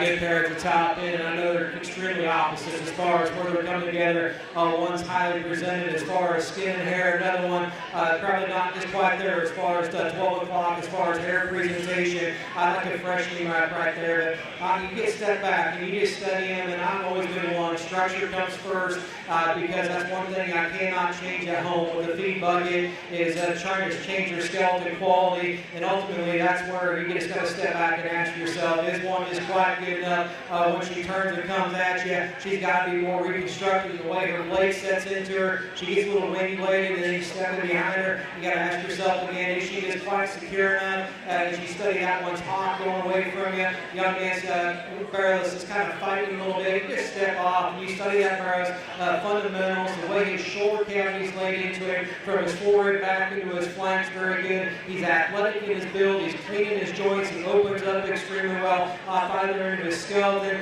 you know, like I said, if I could just take that barrel home, freshen him up, rip him open, that thing there is my speed. As far as his skeleton build, functionality, cleanliness of his joints, the depth of that one's rear foot, how he sets to the base of the skeleton, has the advantage over the gill. I'm going to go ahead and utilize the young man's barrel to win this respected class just as far as as his skeleton build, his functionality, his elevation at the point of his shoulder, he opened up, he bladed his shoulder correctly when he turns and comes at you. He's the squarest from blading to ground. I just got time to that guy. As far as his functionality, his skeleton build, his structural quality, rivals his respected class. Undoubtedly, ringside looking in, a lot of people to tie into this deal would not argue that one bit. That is a round body, fresh back, deep loin edge one. That's tremendously good right there. My biggest problem, when she turns and comes right at you, her wings got to be set back into her. She's too out there on the outer edge of her body wall for my particular liking. You keep pushing on that one, you keep projecting that thing. That view right there is what gets her in trouble. She's too bulldog shoulder. You get in behind her. She's got to be cleaner about her joints. She's putting too much pressure on the outer edge of her hog wall for my likings. Young man's barrel is going to go in for threes. An elevated, tall shoulder, good looking one. Guy does a tremendous job presenting his livestock to us this morning. Love that a great deal. Young man can show for me any day of the week. Problem with that barrel, quite frankly, he just runs out of gas. When you go right to the space of his skeleton, he's got to come with a shot more foot and feature to rival everything he has up high. Love that barrel spread. Love the look and presentation. He's just got to come with a shot more feature and punch to rival those two above him in this respected drive. Young lady's black barrel coming out in that shapely and good in his foreloin muscle. A barrel as far as his orientation from the side gets a little bit plainer about his forward and back to the flank. A little bit more unorthodox in the way he utilizes his hip and his hind leg, but a very good young lady barrel for that young lady. Working our way on down the class with barrels that got a lot of tremendous quality into them as far as going to the rail. Going to hang a tremendous carcass value for these young ladies. A barrel for me, he's just got to come with a shot more feature and just power up high to rival those above him in this respected class. Young ladies, Guilt coming out next. Another one, same song, second verse. Tremendous in the top side of her skeleton. Just got to come with a shot more feature, bone and density, arrival of those above her. Good way to round it up. My compliments to all those kiddos in that respected class. If you will, put your hands together for them.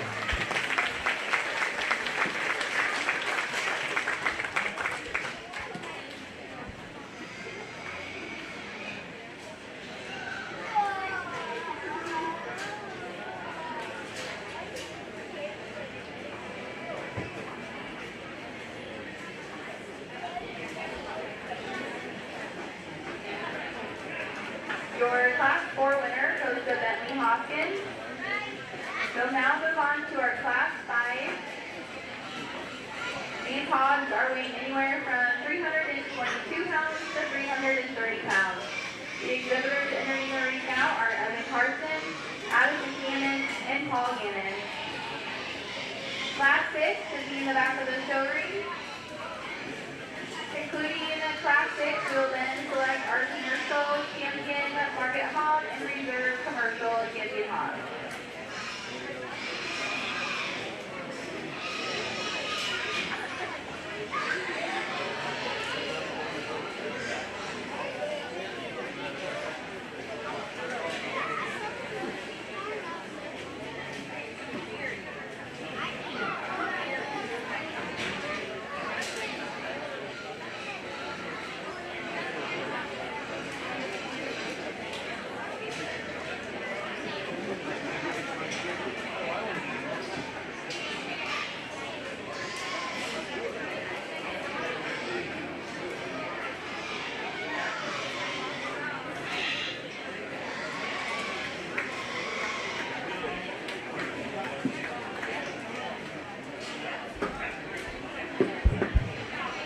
Another very good trio of them. Young man there with the big deal. We'll have a class winner. One that just offers extreme amount of just freshness and pliability or mid-body cavity. I love that Gilt's center body cavity and shape she progressively has working out the top side of her skeleton. Just the heaviness of her structure. She's just got the most cutability and freshness down the top side of her skeleton.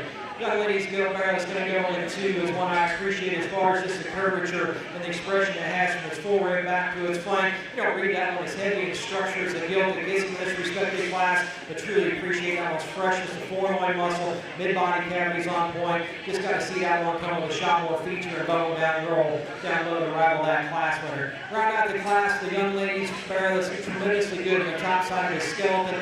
It's a fresh back one. It's elongated about his spine. Going to go hang a tremendous amount of carcass. It's just a skeleton sort for me. I like to intensify that one as you take you to the base of the skeleton and rival those two above you. But a very good trio of them. My compliments to all three of those kiddos. Again, keep your hands together for them. Your Class 5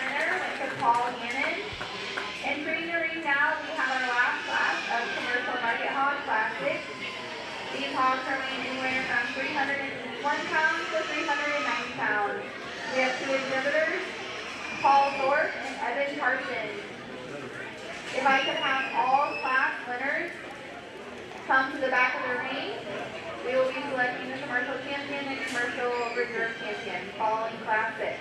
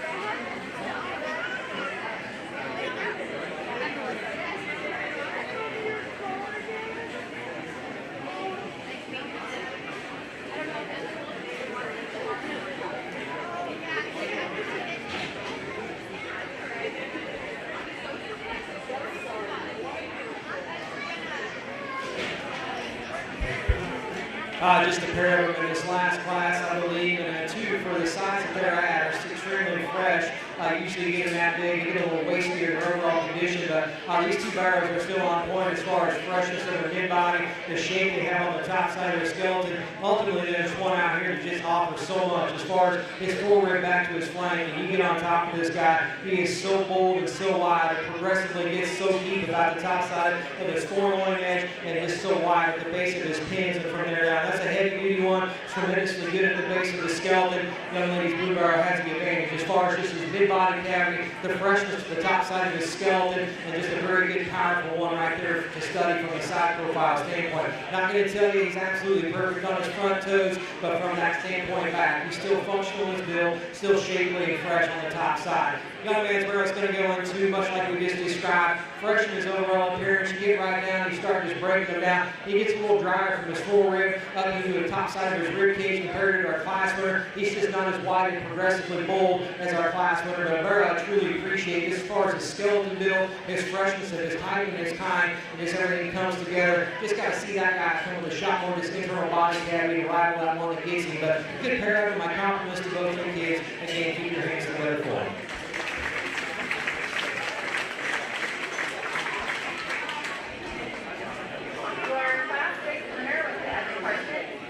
We'll now have all class winners of the commercial market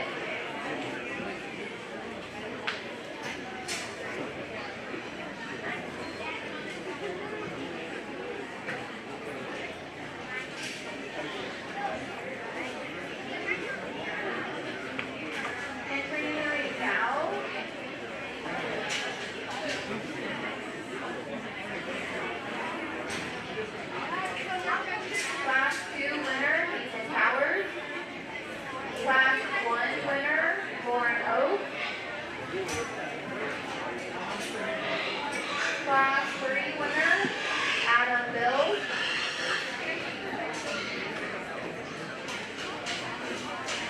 Class 4 winner, Bethany Hoskins.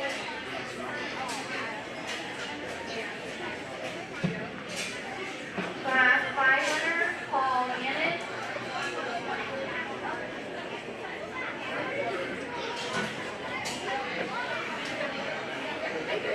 And Class 6 winner, Evan Carson.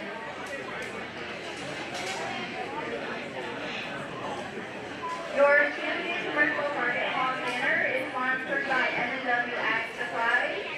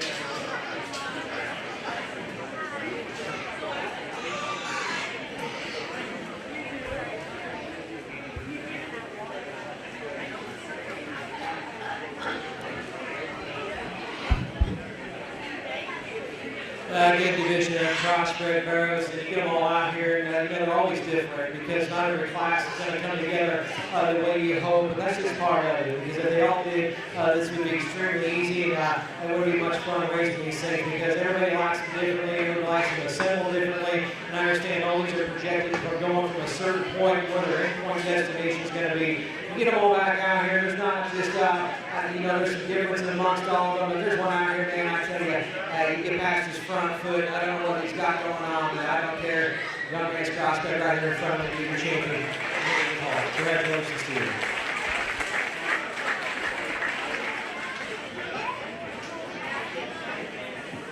Your champion commercial market hog was the Adam Bill. Hinton is Timber Martin.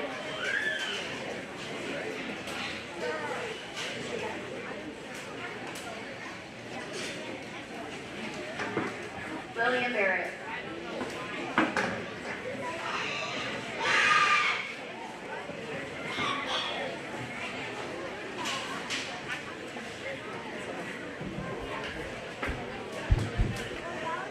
You dropped that barrel that was second in that class, respectively that barrel, and I know I'm probably going to get crucified because that barrel, his front foot, I don't know if he got hurt out on the surface because I can promise you when that barrel first hit the ring, he was not doing that. I've been on the outside of that ring before, and it's aggravating because it's so hard to keep these things together on their front feet, especially when you get to a stage where you've just been pushing them to get the extras on top, get everything to roll up to make it look fresh. I hope they can go home and get that thing healed up because that barrel is extremely good and skeleton. He's awesome as far as the way his hind leg assembly comes together. You can criticize me all you want, and that barrel still had to wait for fun, in my opinion, in this respected drive. He dropped that one that was second to him in that respected class in a barrel like I talked, one that's elevated at the point of his shoulder, jet level down the top. top side of his spinal, get him back out here. I'd like to intensify his bone, give him a shot more feature down low, and then just reassemble the way his hind leg comes together. He gets a little wospy in the way he gets away from you once in a while, so you just gotta clean him up right there for my particular liking. So there's a couple of them out here that are up for debate. Young man Sandy Belton Barrow that came out of that first class. That's a boxy one that's dense in his mid-body cavity. Barrow for me, get him back out here. Maybe he gets a little vertical in his blade once in a while. I need to relax him right there. As you set him into motion, he gets a little quicker in his step. And I know he's just not want to get out here and settle in and drive. Young lady's Gil, that one that's tremendous in her mid-body cavity. Gil for me, it's got to be cracked open and busted apart in her front knee. Give her a shot more feature to her skull shape. Young lady's big girl came out of that last class. That thing's just a big haul. There's a lot of meat quality in that guy. He's shapely, he's dimensional. Quite frankly, he's just got to be better up front on his front toe placement when he turns and comes at you. Young man's Gil just giving you some fits. Love the top side of that Gil's just skeleton. Gil's just got to come with a shot more feature. She gets out here. She's just wanting to stab at the ground as she gets away from you. So ultimately, you come back to one. I know that I'd like to freshen him up. I honestly would like to take this guy home for another 30 days. Turn or burn on him, get him freshened up in his skin and his texture, because this guy's skeleton's to die for. He's clean in his joints. I think if you turn the bucket up on this thing cracks apart. Comes with an extreme amount of spread and power. Young man in the corner, he'll be reserved. Congratulations to him. Your reserve commercial market hog went to Bentley Hoskins. If I could have all your breed winners make your way to the back of the show ring.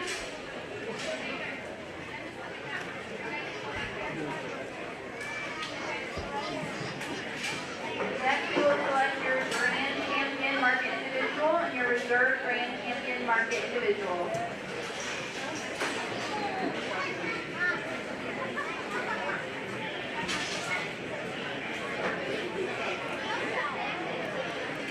We will be taking a short break after your market hogs are selected for pictures at the backdrop.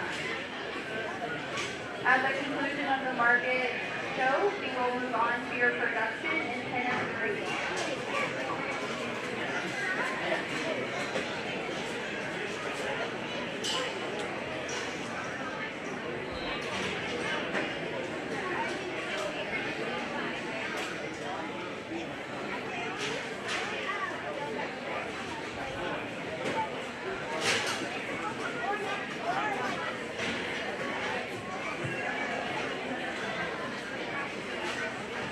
Entering the ring now with your champion girl, Lauren Oak.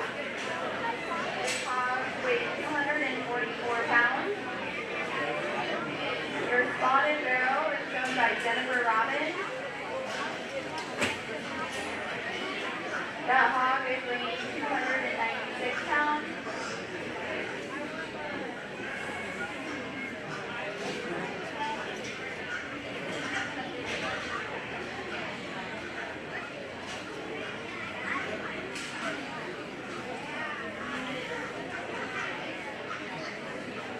Entering the ring now was your champion commercial hog, Adam Bills. This hog is weighing 244 pounds.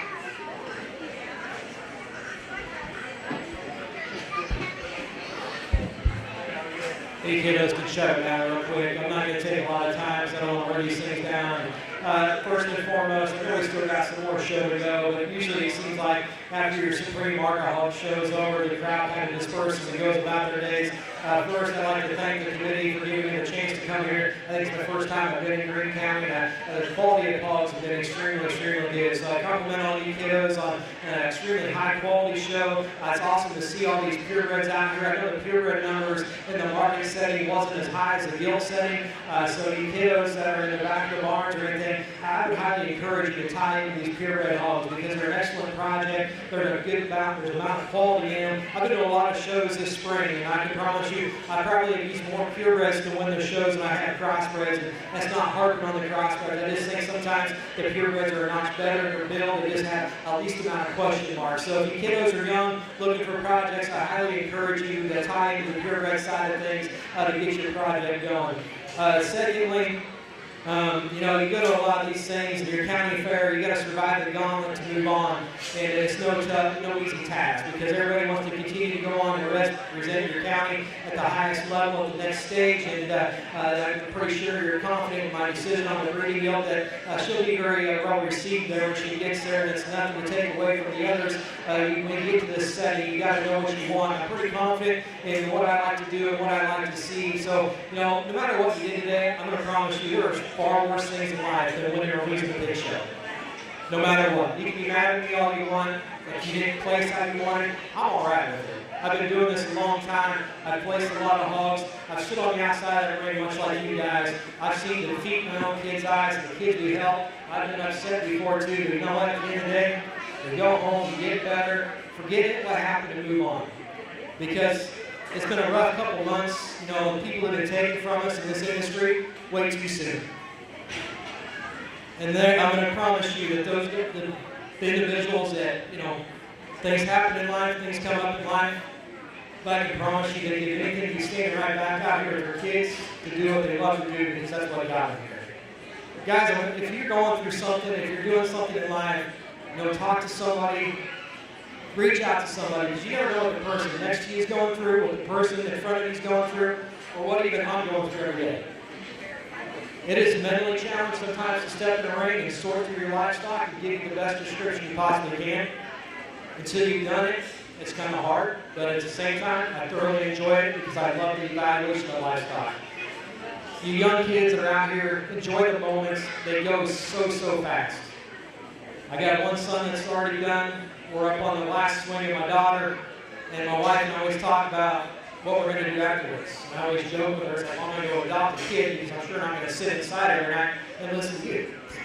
But, you know, today's our 21st wedding anniversary, and I left home this morning where I was up at 4 o'clock helping get steers in the coolers, goats around, everything else, and I was showering quick, and I ran out the door, and I forgot to tell her happy anniversary, so I'm probably in the doghouse when I got home, but I texted her if she was still in bed when I was driving, and I told her, I said, maybe someday life will slow down to where we can step back and enjoy the moments that we've made together, because there's been a lot of good ones. And so just take this and enjoy it. Tomorrow was never promised. This livestock thing comes and goes. We have shuffled more pigs to the barn than I can even shake a stick at. We have shuffled more steers to the barn than I can ever imagine. We have shuffled more goats to the barn than I can ever imagine. But I would promise you, as a parent, I would never change it. It's a huge financial commitment. But you know what? They print more money, they never get your time back.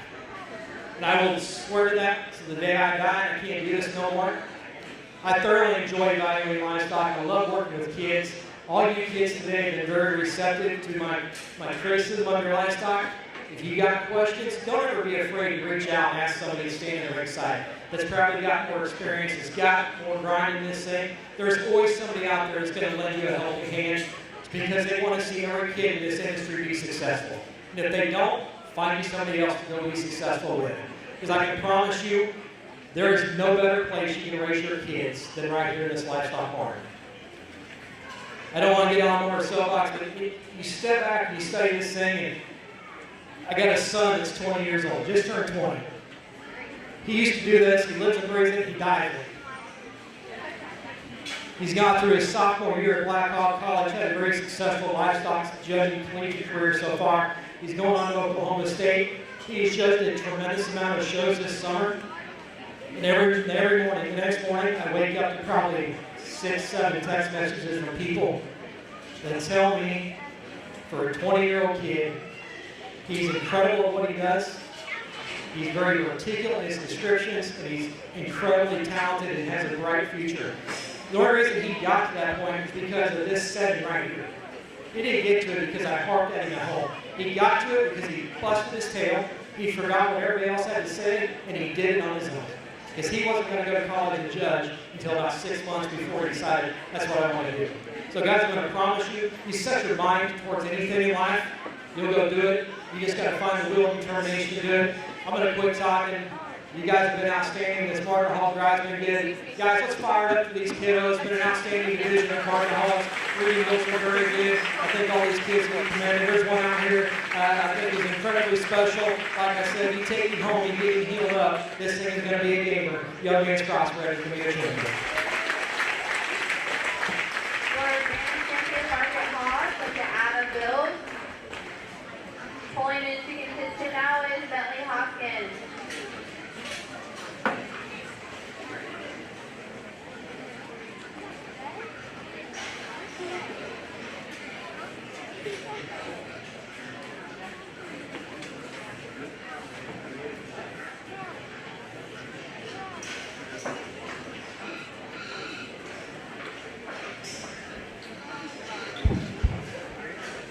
He dropped that reserve crossbred in. He comes right in the mix of things. Like a top dad champion, I know I'm probably going to get harped on it when I leave here.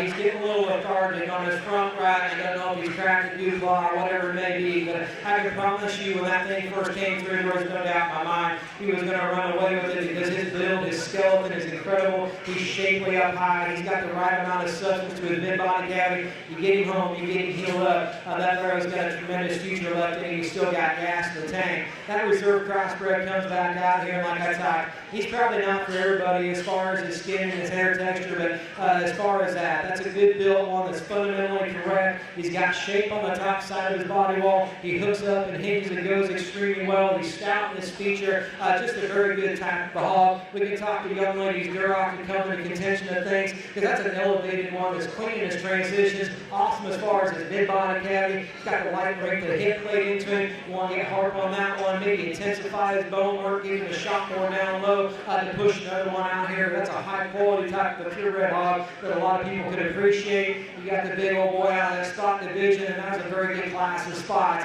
Barrow's just big and round in his mid-body cavity. Probably just not as extensive a head of his blade as a couple of the others out here, but a barrow I appreciate just as far as his heaviness of structure, his mid-body cavity. There's some exciting factors to be made. I know this pig is probably not quite where he needs to be as far as freshness of his body cavity and skin and hair, but as far as skeleton build and functionality, Young Man's Cross will be reserved. Congratulations to you. Your reserve Grand Champion Market Hog went to Bentley Hopkins. The Grand Champion Market Hog banner was donated by Lee's Egg. They're also receiving belt buckles donated by the pork producers. Your reserve Grand Champion Market Hog went to Bentley Hopkins, and his banner is donated by Little Creek Customs. We can take this time to give our judge, Andy Jacobson, a round of applause before he exits the ring. I would appreciate that. We appreciate what they do, and I appreciate you coming out to the county. We're going to take a short break to take photos at the backdrop of our market hog.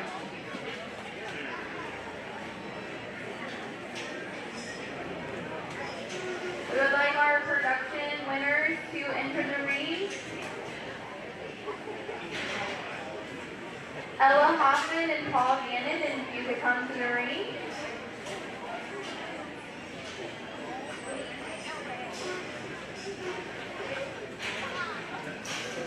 The Grand Champion of Production Hog, Ella Hoffman, is going to receive a banner donated by Farm Credit Services of America. And Paul Gannon, your reserve Grand Champion Market of Production Hog, banner was donated by Tri-County.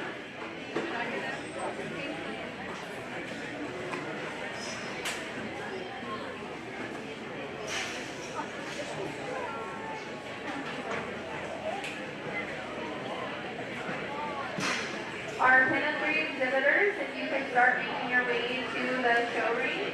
We will take a 10-minute break to get pictures taken, and then we will start our Pin 3.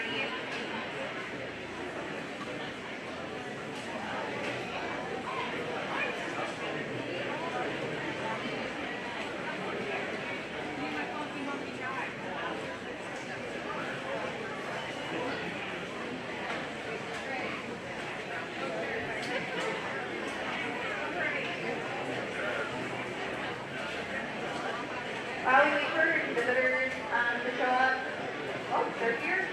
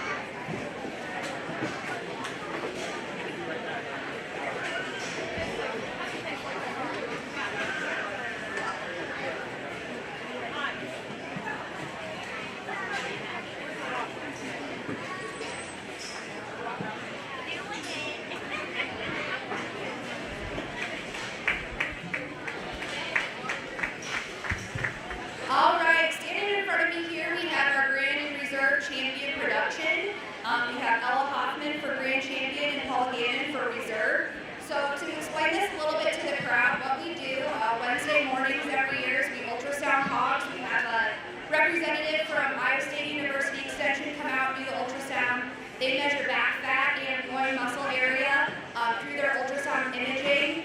Then they take that carcass data back to their office and they project how that pig will grade out percent lean wise. So you can see, if you guys are looking on your phones, on your programs, Ella's hog percent lean adjusted was 55.9 and Paul Gannon's was 55.77. So congratulations to these exhibitors.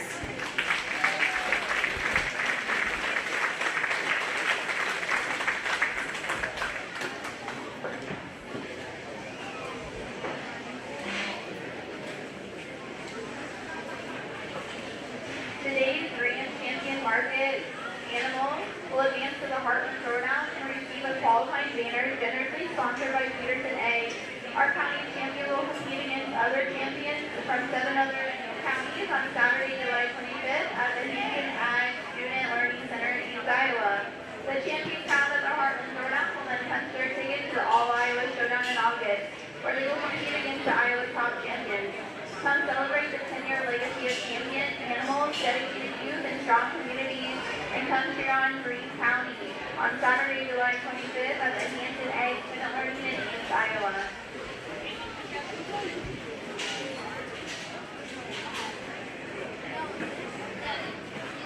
As we wait for the pictures to be taken and the chemistry to show up, I'd just like to take this time to thank the parents, the guardians, the families, and supporters here today. It sure does take a village. You guys do it for the kids so they can have this experience. Their experience time is short here in the ring, and they've spent hours and days and months building their animals and getting them show ready. Many of you may not know, but I am Kate McCulton, and I am Vice President of the Fair Board, and I also host the Jackpot Show, Greene County Handle, the second weekend of June. If the kiddos here didn't show, we really want to encourage Greene County hog exhibitors to come to the Greene County Gamble. Their registration is at a lower fee if you are a Greene County resident. It gives them an opportunity to get in front of a judge and exhibit their animals one more time than just here at the county fair. They spend so many times and so many hours in the barn, and we want them to be able to showcase their animal more than just once here at the fair. Again, we are the second weekend of June. It is a fun time to do the show off the trailer. If anybody has any questions or feeling overwhelmed at the idea of the jackpot show, please reach out to me. We can pair you up with another family that might be more experienced. But we really want these kids to get one more opportunity in the ring and showcase their work that they worked so hard and put so many hours in.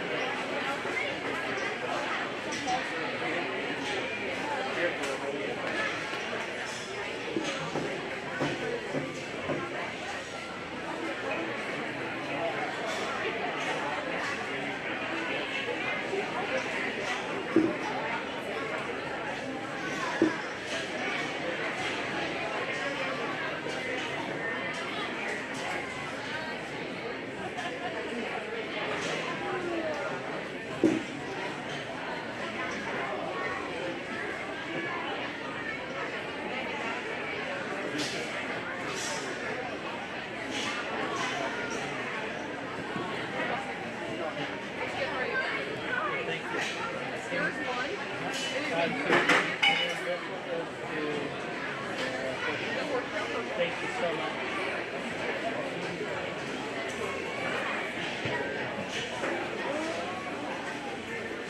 Hold on.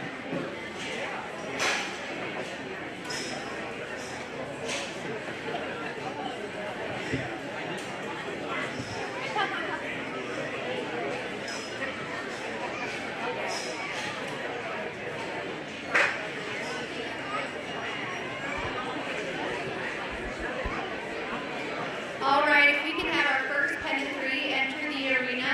We have one entry in this class, Luke Larson, with a total pen weight of 612 pounds.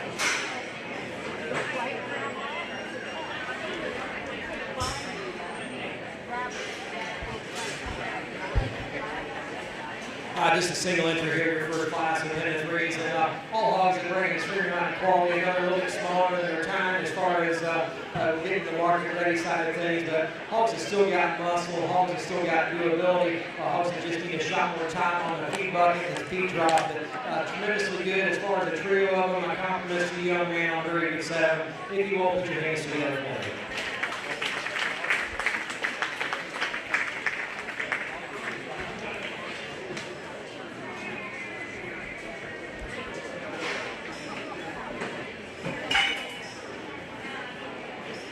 Our next pen of 3 class entering the arena is Jennifer Robbins with a total pen weight of 898 pounds and Paul Gannon with a total pen weight of 941 pounds.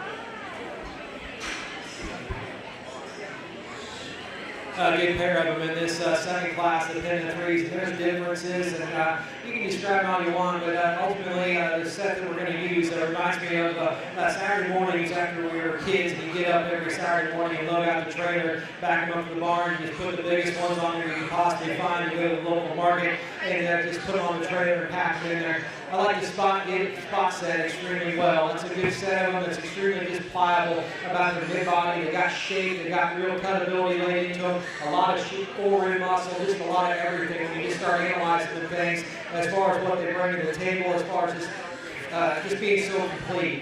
A very good trio of them to go ahead and start us off with. My compliments to you, young lady, on a very good trio of individuals. Young man's trio that's going to go next that you truly appreciate as far as just the freshness to their loin edge. You step off, you study from a size profile standpoint, but the production side, when you start getting into it, maybe you just need a shot more just an internal body shape and forward capacity to rival that class winner. But a very good trio for this young man. I think both those kiddos deserve a nice round of applause for their Pennant 3 accomplishments this year.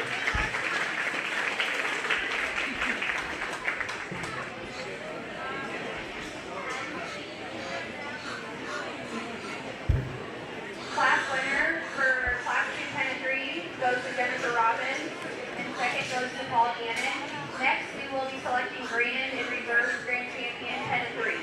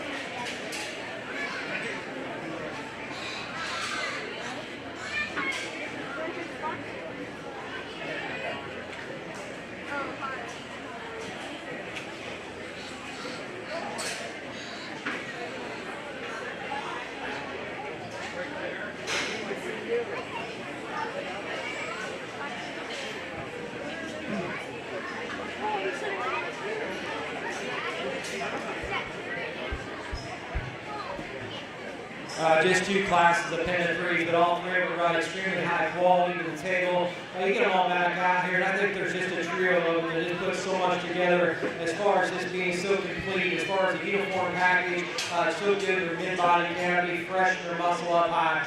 Young lady set a spot to be your champion. Congratulations to her.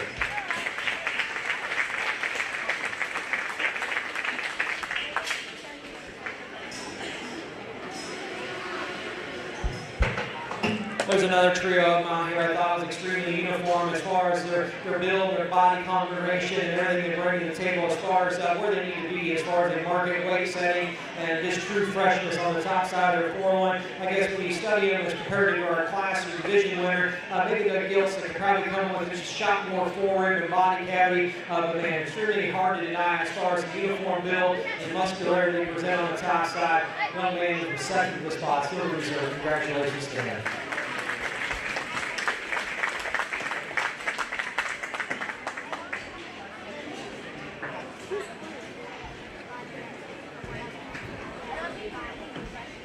Congratulations, grand champion Pennant 3 goes to Jennifer Robbins and reserve grand champion to Paul Gannon.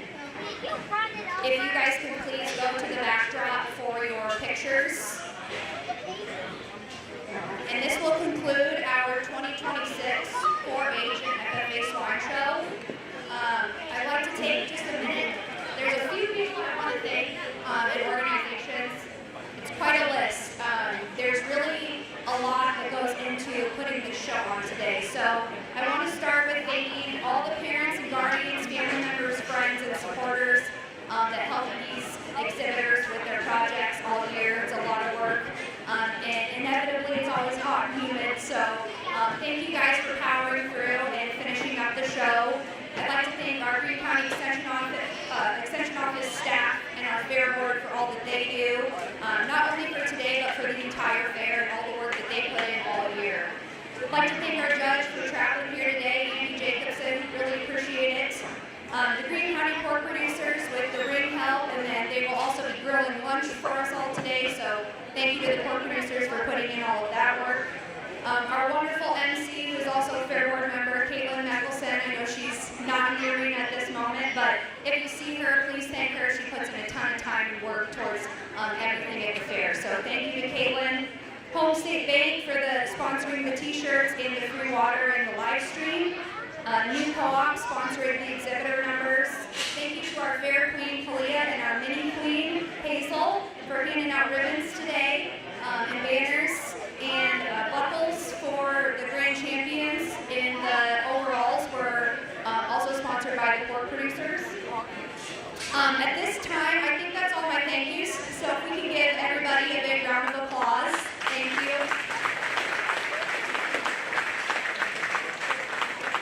At this time, I need all of the Little Oinkers only, the Little Oinkers exhibitors to meet me at the backdrop south of the show ring. And we're going to take our group picture now, get that out of the way, and give our exhibitors a couple minutes just to take a break, and then we will get right into our Bacon Buddies class. So if you are Little Oinkers only, please meet me in the back for a quick group photo, and then we will get the show going.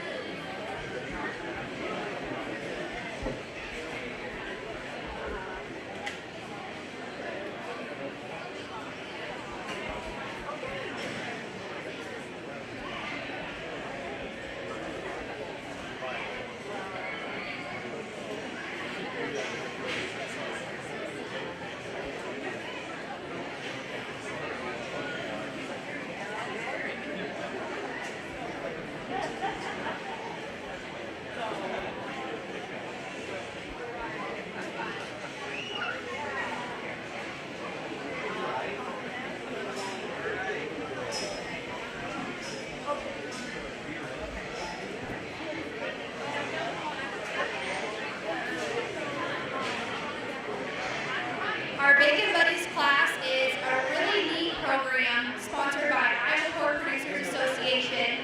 Last year they had over 41 counties participate in this program, and I'm sure the number is even higher for 2026. This program gives kids with intellectual or developmental disabilities the opportunity to show a pig with a 4-H or FFA mentor. So let's give a big round of applause for these exhibitors for coming out today.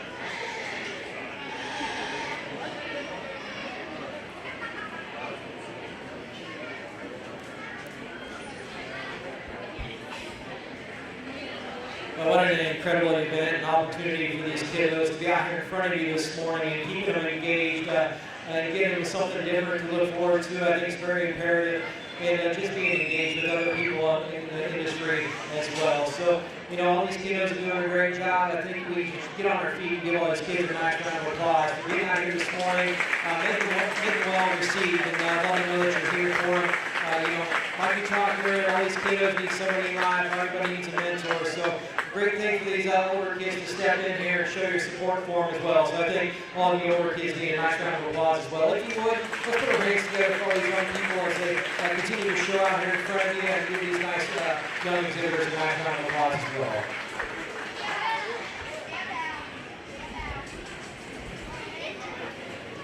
If I can have our exhibitors and our mentors, our queens and our judge come over to the west side of the arena for a quick photo, and then we will get right into our little learners classes.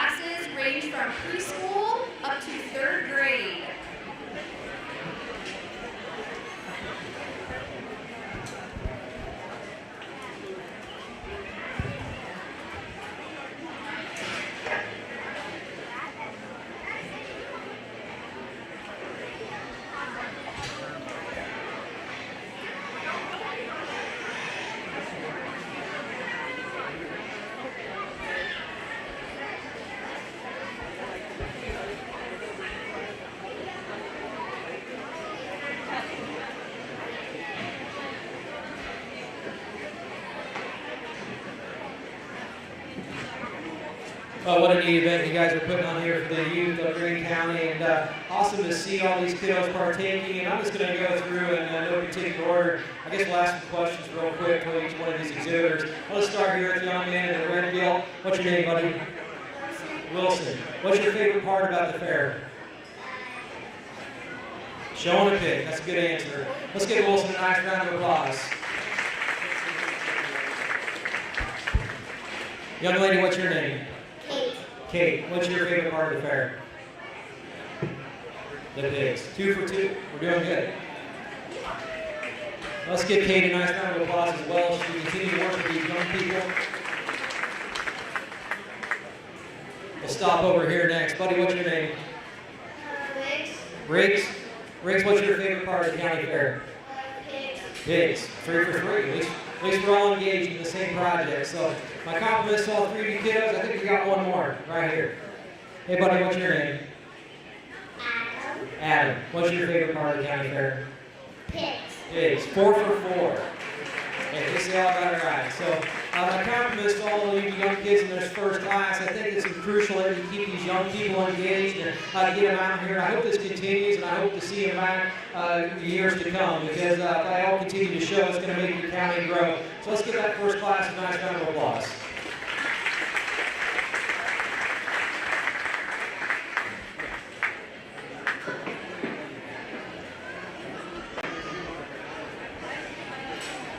Not bad.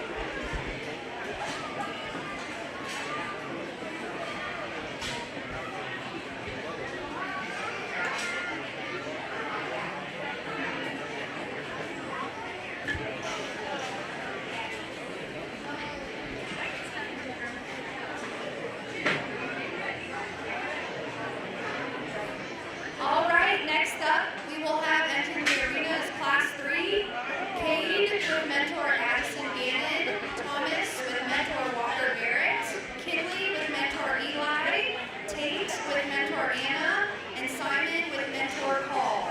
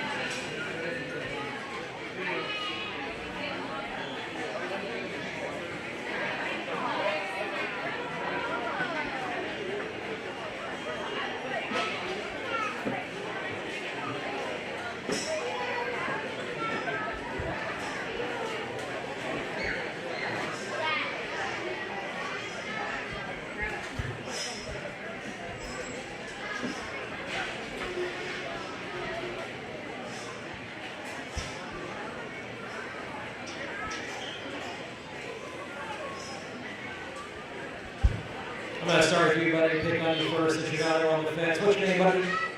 Thomas. Thomas. Thomas, what's your favorite part of the county fair? Pigs. Pigs. 5 for 5. We're doing good. Hey, buddy, what's your name right here? Simon. Simon. Simon, what's your favorite part about the Greene County Fair? Pigs. Pigs. And you guys are just either lying to me or you're all really like pigs. Hey, buddy, right here. What's your name? Kate. Kate. Kate, what's your favorite part about the fair? House. Hey. We broke the cycle. Compliments to you, young man. We'll come back here and run the ponytails. Yeah, lady, what's your name? Kinley. Kinley, what's your favorite part about the county fair? The house. Cows. Now we're going to switch species. Who did I forget? You know? Don't think I've done this young man over here. Hey, buddy, what's your name? Tate. Tate, what's your favorite part about the county fair? Rubbing them bellies. Rubbing the bellies. That's a good answer, too. Let's give all these kiddos another nice round of applause as we continue to work out here with the mentors and exhibit in front of you this morning.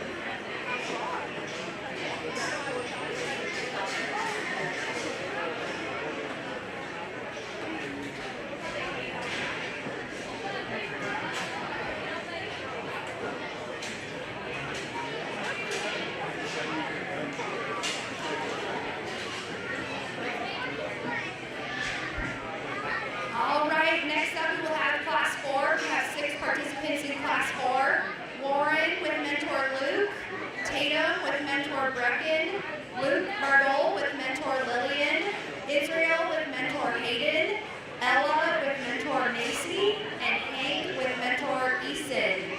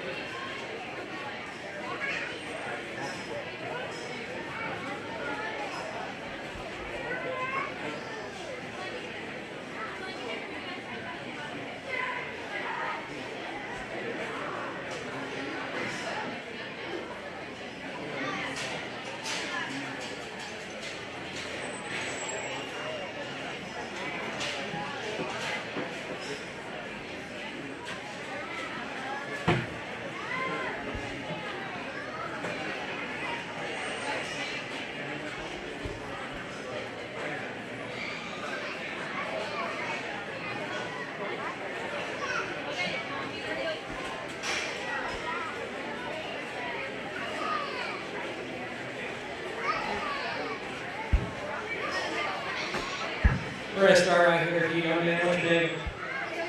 Israel. Israel, what's your favorite part about the county fair? Pigs. Pigs. You guys are all about the pigs. What's your name, buddy?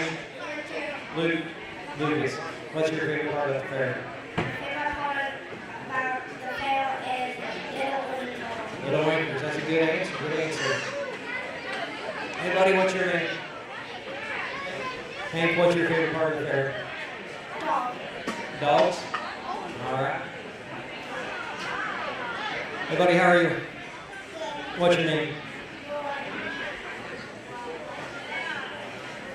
Ward?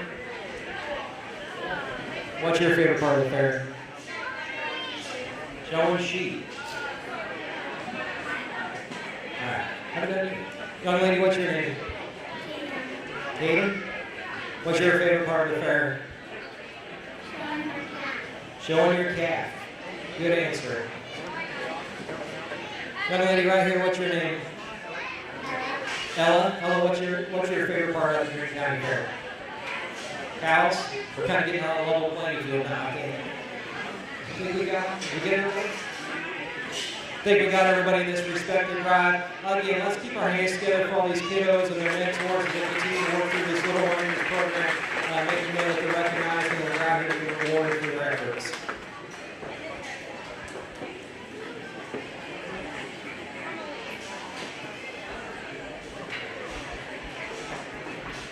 Great job, class 4.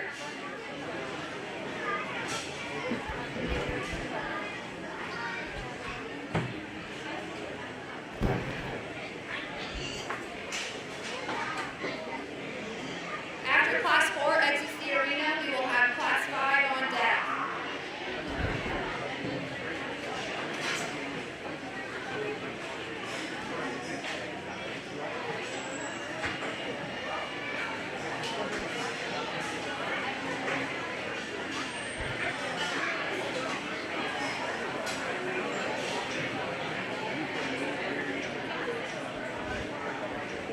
I want to thank all of our participants and their parents and guardians for coming out last night to practice and meet their mentors and take a little bit of time to get to know them and practice in the show arena.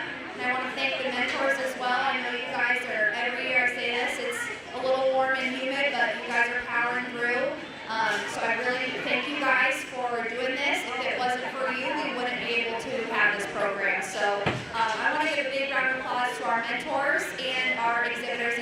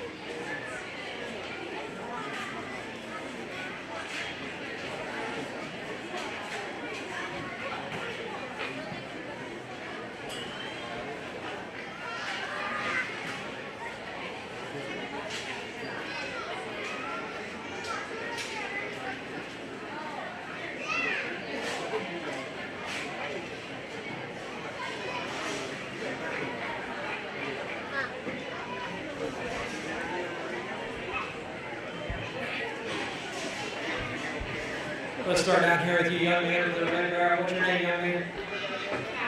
Cal. Oh, what's your favorite part about the Greene County Fair? Cattle. I think we're getting what we need to do. Young man right here in the center of the ring, what's your name? Cooper. What's your favorite part about the fair? You get to show your animals. Young lady right here, what's your name? Laura. Laura, what's your favorite part about the county fair? Seeing the horses. We haven't heard that one yet. Young lady right here with the black deal, what's your name?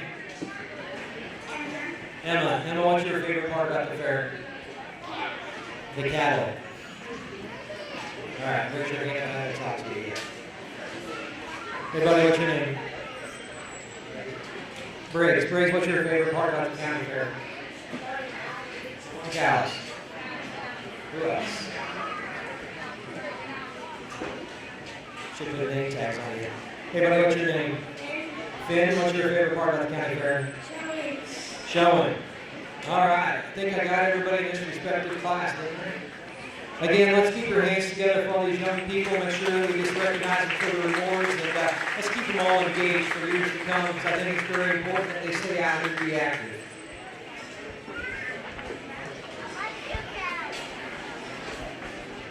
Congratulations to our Class 5 exhibitors. If you all notice, the back of the t-shirts that the Little Wimpers participants are wearing are our sponsors. The sponsors pay for the t-shirts, the ribbons, and then all of our exhibitors and their mentors each get a Clover Cafe gift card. So I want to give a big shout out to Triple J Customs, Iowa Robotics, and Greene County Pork Producers for being this program sponsor this is the 4th year we've had this program.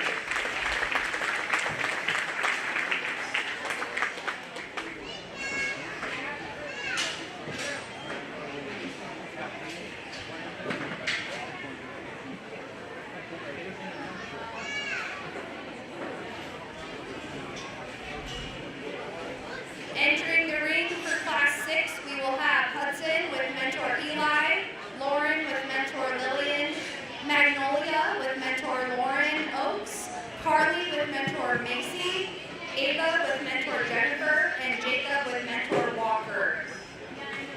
6 participants in this class as well.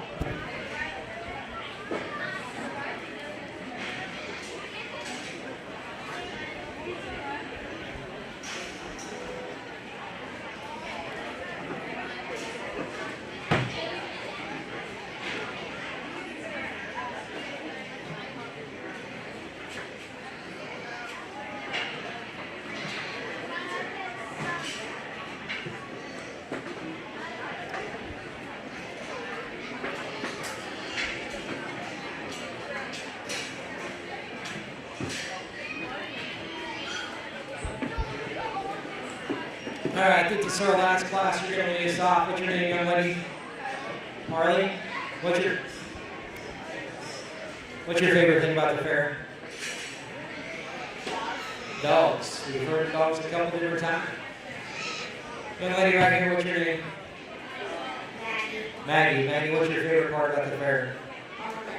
All the animals. That's a good answer.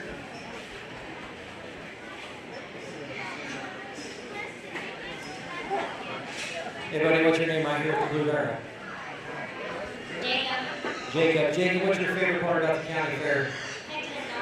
Pigs and dogs. Good answer. Buddy right here, what's your name?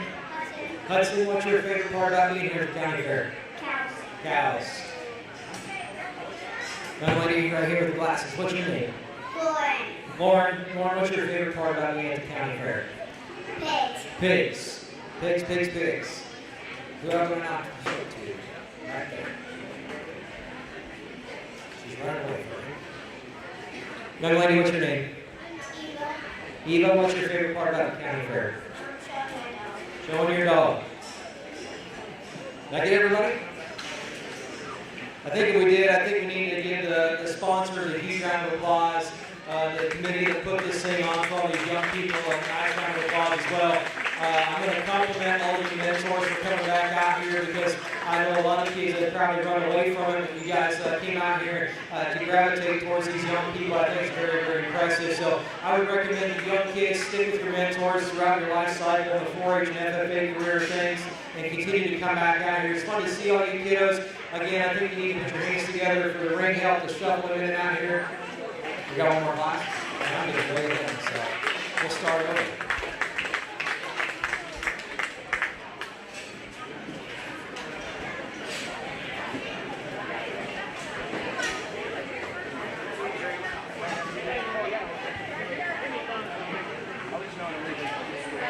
Congratulations to our Class 6 exhibitors.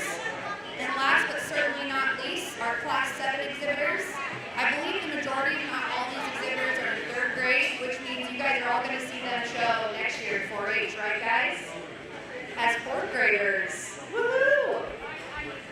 So in Class 7, we have Adam with mentor Addison, Marcus with mentor Evan, Eli with mentor Hayden, Henry with mentor Paul, Crew with mentor Callie, and Noah with mentor Nathan.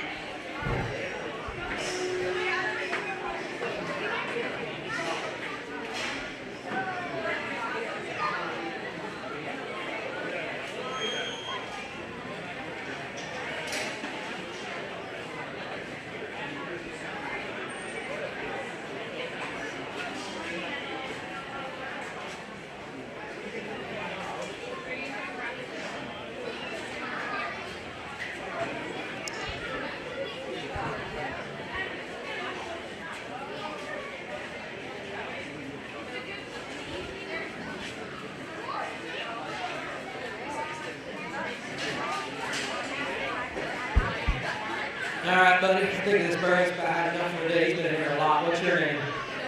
Noah. What's your favorite part about the county fair? Watching the pig. Washing them or watching them? That's always a good time, especially when it's hot. Hey, buddy, right here. What's your name? Marcus. What's your favorite part about being at the county fair? Showing your calf. Hey, buddy, right here in the black hat. What's your name? Adam, what's your favorite part about the Greene County Fair? The livestock. The livestock. Good answer. Buddy, what's your name? You already did. Tell me. I need quick stamps on you when I talk to you. I haven't talked to you about that. What's your name? Crew? Crew, what's your favorite part about the county fair? Pigs. You don't know what your answer is pigs. That's a good way to go. Buddy, right here, what's your name? Henry, what's your favorite part? That's a good answer. We haven't heard that one yet. All right, who's next? Or on the other end, I'm going to exercise some more.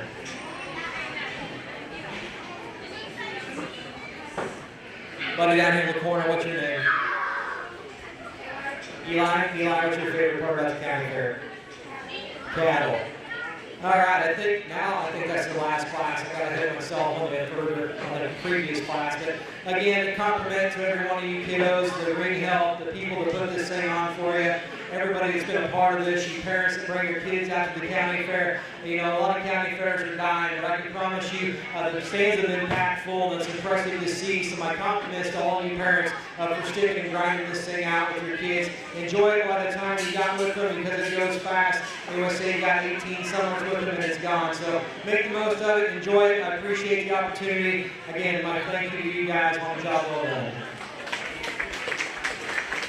Thank you, Andy, for sticking around and judging our little winners in everybody's classes.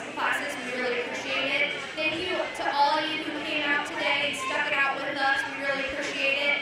Please head over to Clover Cafe for lunch.